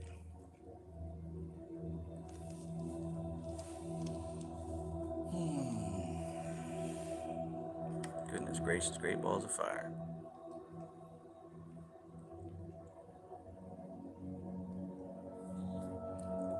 Alright, so let's wrap up this last paragraph here. So, yogis heard the mantras and discovered that they contained many other components, such as a positive power, a negative power, an area of influence, an area of emergence. Then they developed the concept of chakras. They allotted different frequencies to different chakras. The chakras, which are symbolized in the spine, actually reflect an altered state of mind and matter, consciousness and energy. And my students have seen that, right? When we've been doing the chakra meditations, you guys have literally been having different experiences and states of mind come up through the meditations. Memories coming up, visions coming up, all these things. This is really how it works. Everything that he's saying, it's exactly how this thing works. When you start developing your consciousness and putting it in certain places, specific things become unlocked. He says the chakras, which are symbolized in the spine, actually reflect an altered state of mind and matter, consciousness and energy. And that's what we're going through with these meditations. The science of mantra is an incomparable gift by the Indian seers to the world. In no other culture will you find such an elaborate system of mantras. They are the medium through which, by understanding the connection of one's life with nature and the supreme reality, one can act in accordance with nature and make the effort towards self-realization. Oh boy.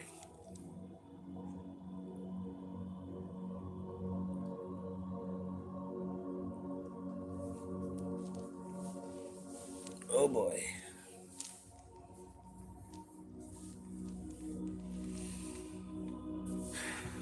So that was good. I really like how he connected from the beginning to mantras. He connected from consciousness and energy and their relationship all the way down to the different mantras. So he talked about how consciousness and energy connect with each other and they produce a vibration. And within that vibration, our life experience can be perceived.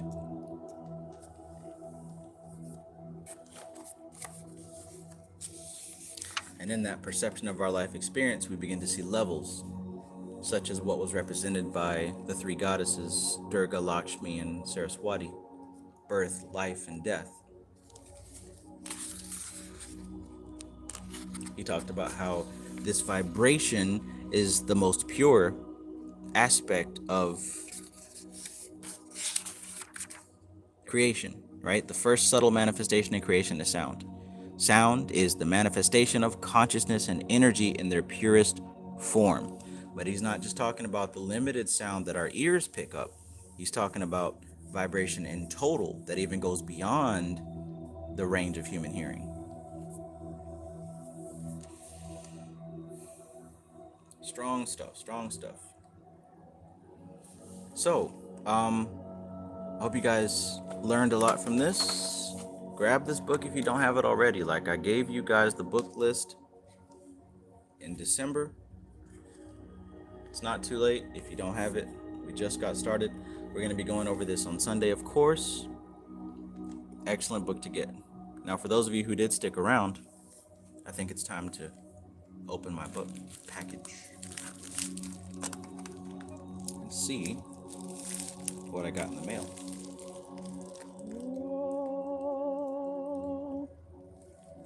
I wonder what's inside. We just got a letter. We just got a letter. We just got a letter. I wonder who it's from.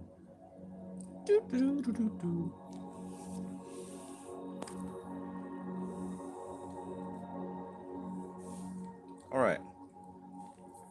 So for extra credit, if anybody who was watching this video, go ahead and post in the chat something that you learned from this. Stuffed dog, peace, 1111. Perfect timing. Post something you got from out of this chapter if you can. In the meantime, I'm going to crack open this book.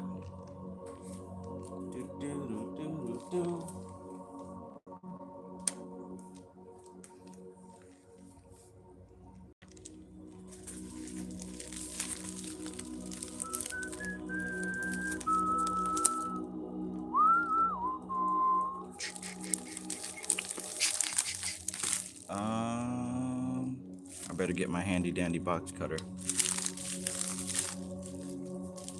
BRB.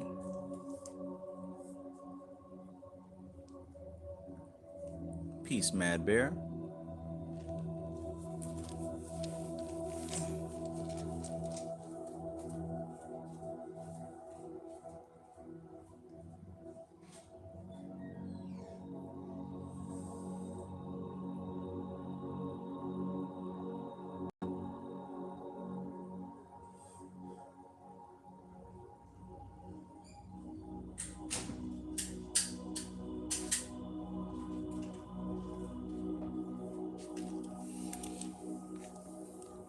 Banana.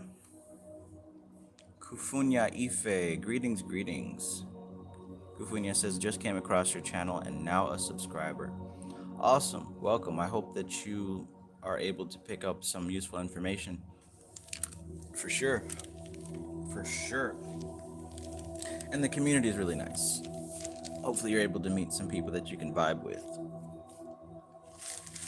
All right, I'm gonna crack this open. And then I'm gonna end this live so I can start reading.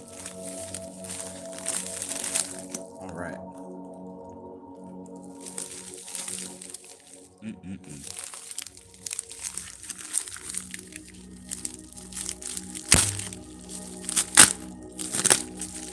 Listen, this box cutter is very symbolic, right?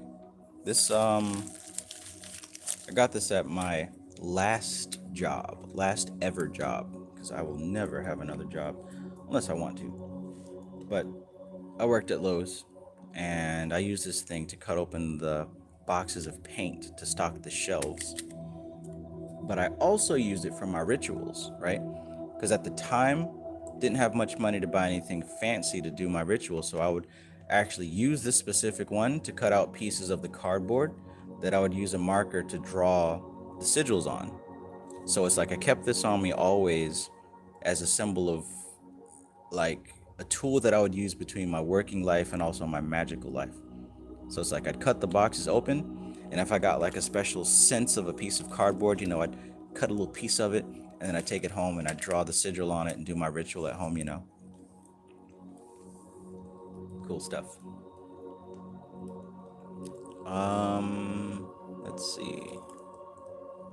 Ginny says, "What is that black and white karma book on the floor?" Which one? I don't know. Black and white karma book? Where is it? What direction?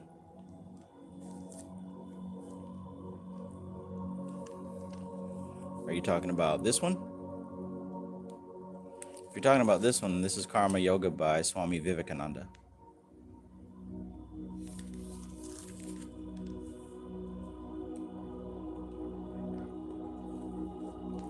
Yeah, I'm pretty sure that's the one you're referring to. If not, let me know. Okay, so just to show that, the transition, I'm still using this to do the same thing. Me and this box cutter started from the bottom, and now we're here. Or whatever Drake and Josh said. All right. Let's see what we have. Oh my.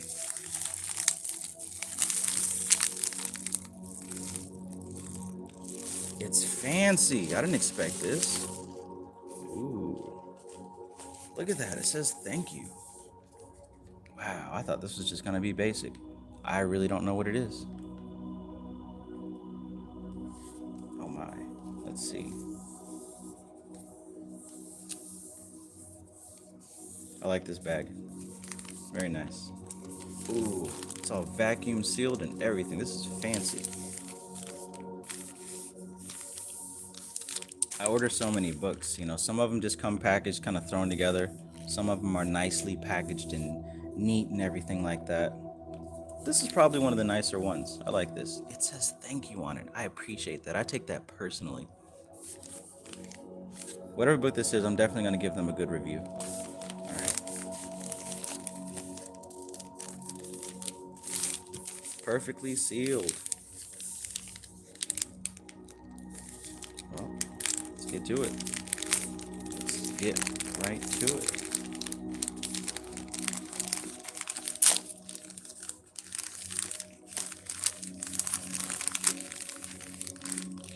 Remove the fancy packaging. Book lingerie.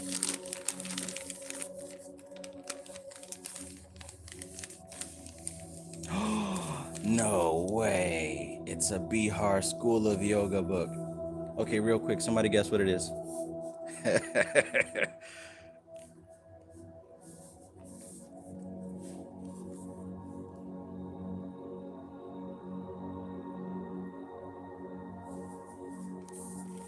All right, time's up.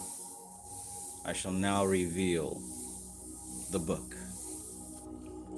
One more time for the fancy packaging, huh? Gotta love it. There you go. I had to get it. My vrittis were acting up. How dare they have a book that I didn't have? That was just unfair. Doesn't have a fancy smell, but I appreciate the packaging. So cool. So cool. I should have been had this, man. Should have been had this. But I got it now. And I'm thankful. I am grateful. Thank you, Amazon. Thank you, Swami Niranjanananda Saraswati. Thank you, Alora.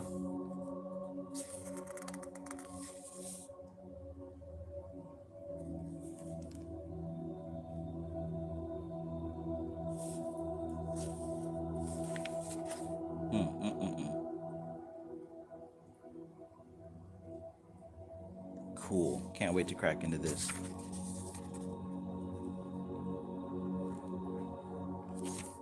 Awesome. Awesome possum. Awesome possum.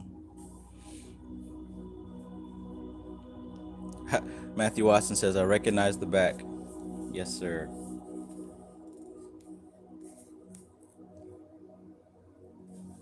I too can recognize from the back.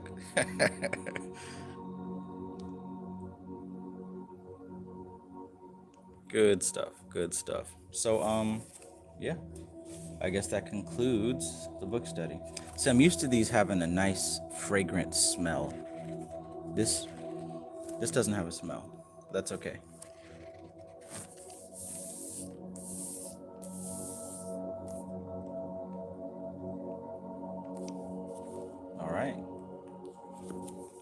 probably not gonna have a book study on this, but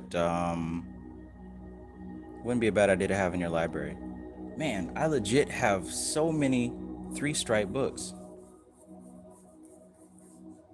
Sattva Rajas Tamas.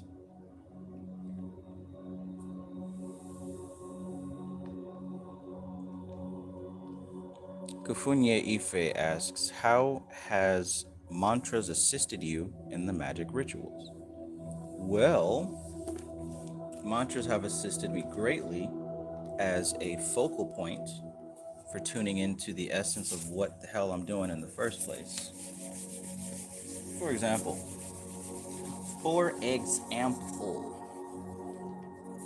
what I learned from working with mantras is that usually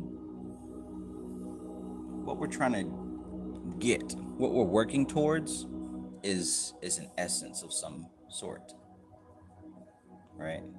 But for the most part, our minds are too dense to really acknowledge or recognize that.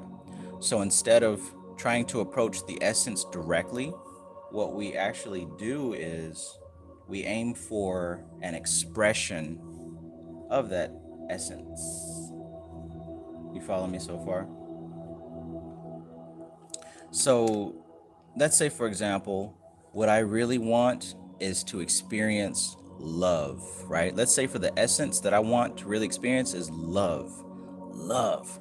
But see, I don't know anything about the essence of love because I'm too dense, right?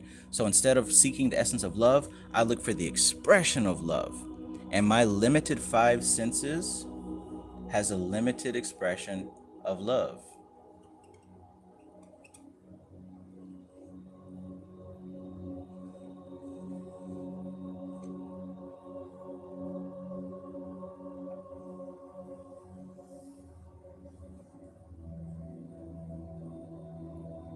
Right?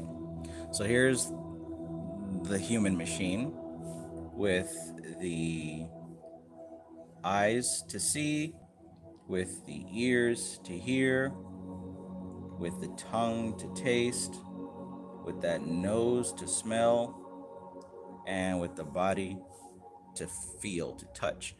Each of these are 5 different gateways, right? Now, most people being super dense, they're not able to experience the essence of a thing. So they're all that they can do is rely on their 5 senses. Stick with me now. I'm answering your question, but I like to go about it in a thorough way so that I don't overlook anything, right? So there's sight, there's smell, there's tasty, there's touchy-feely, and there is hearing.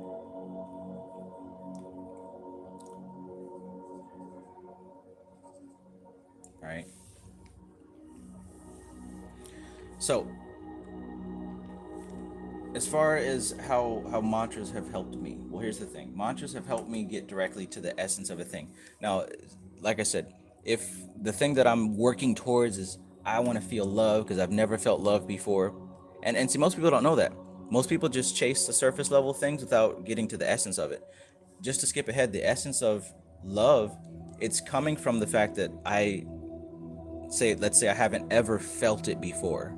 I don't even know what it is, but I know I haven't felt it and I want it. So since I don't even know what it is, I don't even know where to look. So where I'm led to is an expression of love. Now this is subjective because this expression of love is based on what I heard, what I felt, what I see, what I smell, what I taste. Right? Surface level. So I might try to do rituals to get a girlfriend, or even worse, I might try rituals to get sex. So I'm doing these rituals with Citri or Lilith or whatever little sex entity, try to summon up a succubus, try to summon up some girl or whatever to have sex with. And I think that love is what I'm feeling with my body and what she's whispering in my ear and some of the other sounds that may or may not be coming out of her body. What I taste, what I smell, what I see. I might take these things and think that's what love is, not realizing that these are just external expressions. And in the end, I never even get this essence, because the essence is not the, right? So what I learned from working with mantras is that mantra bypasses all this stuff down here. Working with mantra, you're tapping in directly to the essence of a thing. Now, the essence of love isn't a sound. The essence of love isn't something that you see. The essence of love isn't a smell. The expression of love, it's an experience, right? Now, to tap into that, the mantra helps me tap into the vibration of a thing. So when I recite that mantra, when I focus my hearing on that mantra, my sight on the yantra, right? When I focus my senses on that vibration, I'm able to bypass any expression of it and get straight to the essence of it. I connect my internal experience with the essence of it. And what I quickly have realized is that the essence of all things, I have access to it in my subjective experience, right? I have access to the essence of everything, including abundance, including, joy, happiness, peace, love, everything. The potential exists already within my experience, right? But I need to connect with it by using some type of thing to grasp onto. The problem that most people have is we rely on the five senses to grasp onto it, but that is a futile experience because the essence isn't there. The essence isn't there. So by using mantra, you connect with the essence within yourself, and by connecting with it, you become one with it. And when you become one with it, it begins to manifest in your life. This is why I have been talking about gratitude so much lately, because you won't believe what gratitude attracts to you when you cultivate that within yourself. When you cultivate the essence of gratitude within yourself, it's going to cover everything else. All of your empty points and your lack and your holes, they're going to be filled when you cultivate on the essence of gratitude. But anyways, to answer your question, yes, mantra has helped me because it has given me a direct experience. I learned from direct experience that when I tap into those mantras, specific things happen based on that mantra, right? Let me know if that answered your question.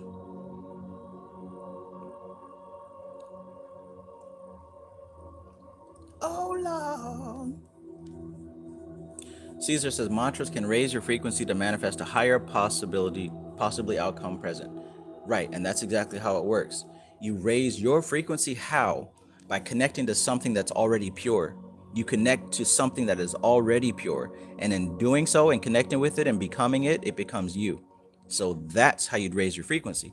Because when you connect with the essence of something, these other things that are not true, that don't line up with it, they fall away.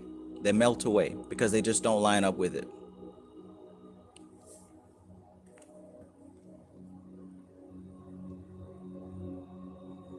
Rich Nigga says, oh, so tapping into the essence helps you attract it. Absolutely.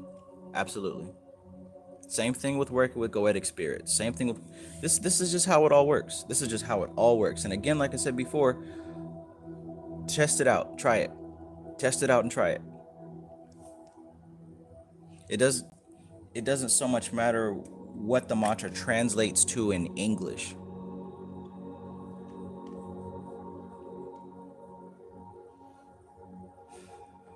And also, even with this book that I just showed, Mantra Yoga and Primal Sound, it talks about the secrets of the Beej mantras. The Beej mantras are the purest of the pure, right? Of all the mantras that you'll see, there's a certain selection that are the purest of the pure vibrations. And you'll see some of those like Kleem, Hreem, Aim, right? Stream. Kleem is one I've been working with. Remember I showed you guys that one from the Sri Landarya, the Soundarya Lahari. The Beej mantra of that particular one that I was focused on was Kleem. If you research Kleem, Kleem has the energy of gravity, the energy of attraction, right? It attracts things to you specifically. Kleem has been known, I mean, this isn't why I did it, but after doing some research, Kleem is one of the primary mantras that people use to attract a mate or a lover, specifically females, because it attracts the water and the earth element, which is symbolic of the feminine nature. You'll see, if you go research benefits of the Kleem mantra, you'll see what I mean. Basically, here he talks about Kleem. He says Kleem, pronounced Kleem, is the softer, watery, or more feminine aspect of cream. As cream is electrical or projective, Kleem has a magnetic quality that draws things to us. It can also be used to hold or fix things in place. Now, here's the thing. There's a collection of these Beej mantras, and they represent all the different cosmic forces, right? Check this out. Om represents pranic energy. That's why when we do chakra shuddhi, what mantra do we use? Om, to purify the mantras. Hreem represents the solar energy. Cream is electric energy. Hum is the power of fire. Stream is the power to stabilize. Aim is the energy of sound. Stream is lunar energy. Kleem is magnetic energy. We're talking about cosmic forces here. Kleem is how you tap into magnetic energy. Hleem is the power to stop. Treem is the power to transcend. And you know what? There's also some, what's the word? Dangerous mantras, right? Because there's all types of cosmic forces, and some of them cause death. There's even some mantras that are known to cause death and destruction. Now, I did show a book that has a few of those in them, but I'm not going to say which one because I'm not trying to promote that.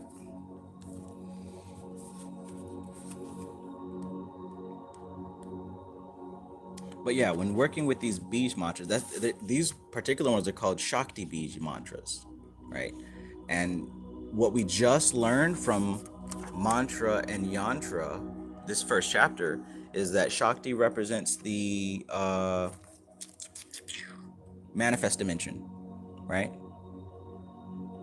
Shakti represents the energy aspect, whereas Shiva represents the consciousness aspect.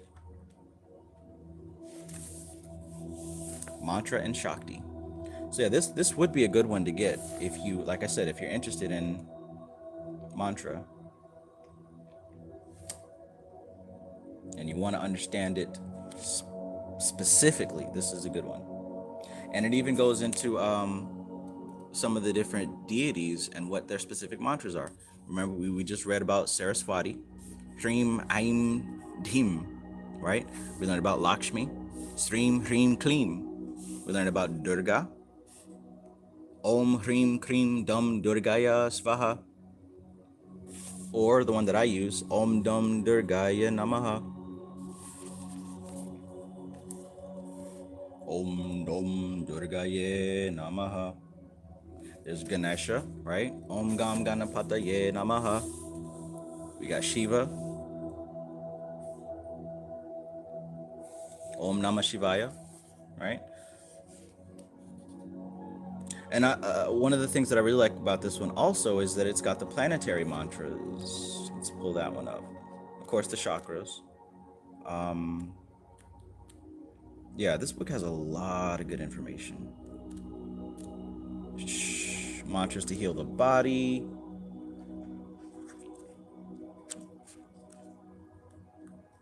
But yeah, the planetary mantras, right? And these are to tap into the essence of the energy that rules the day. So for Friday, that would be Venus. We've now moved into Saturn, right? So the mantra for today, you could either do the mantra for Saturn or the mantra for Rahu, right? Om Sham Shanisharaya Namaha. Om Sam Sanisharaya Namaha. Or Om Ram Rahave Namaha. Or Om Brahm Brim Brahmsa Rahave Namaha. And one of the things that I do is just throughout the different days, I'll take a moment just to do 108 repetitions of whatever mantra it is for the day. That helps me to tune into the essence that's producing the energy for the current day. Good stuff. So much to do, so much to see. Ru, I am. Peace and greetings. Back to the room. It's a sacrifice not looking or getting attached. That's why I'm a loner. Wolf Bright ghost in real life. Alright?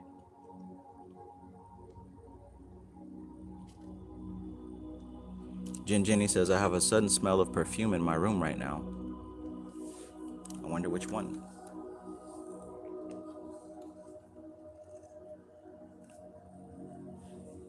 Shanishcharaya Namaha. Om Pram Prim Pram Saha. Shanishcharaya Namaha. Clean. MC Maestro says, is that Frowley's book? Yes, sir, it is. David Frowley. Black Knight says, this seems much more simpler than working with goetic spirits. Absolutely. And this is what I have learned, that most of this stuff that I was into before, as far as ceremonial magic and all this other stuff, is just a direct adaptation from this Vedic science. And in the adaptation of the Vedic science, for some reason, they made things a lot more complicated than they needed to be. For whatever reason. I'm sure they had their good reasons to make things complicated. But yeah, this is a whole lot simpler than working with goetic spirits.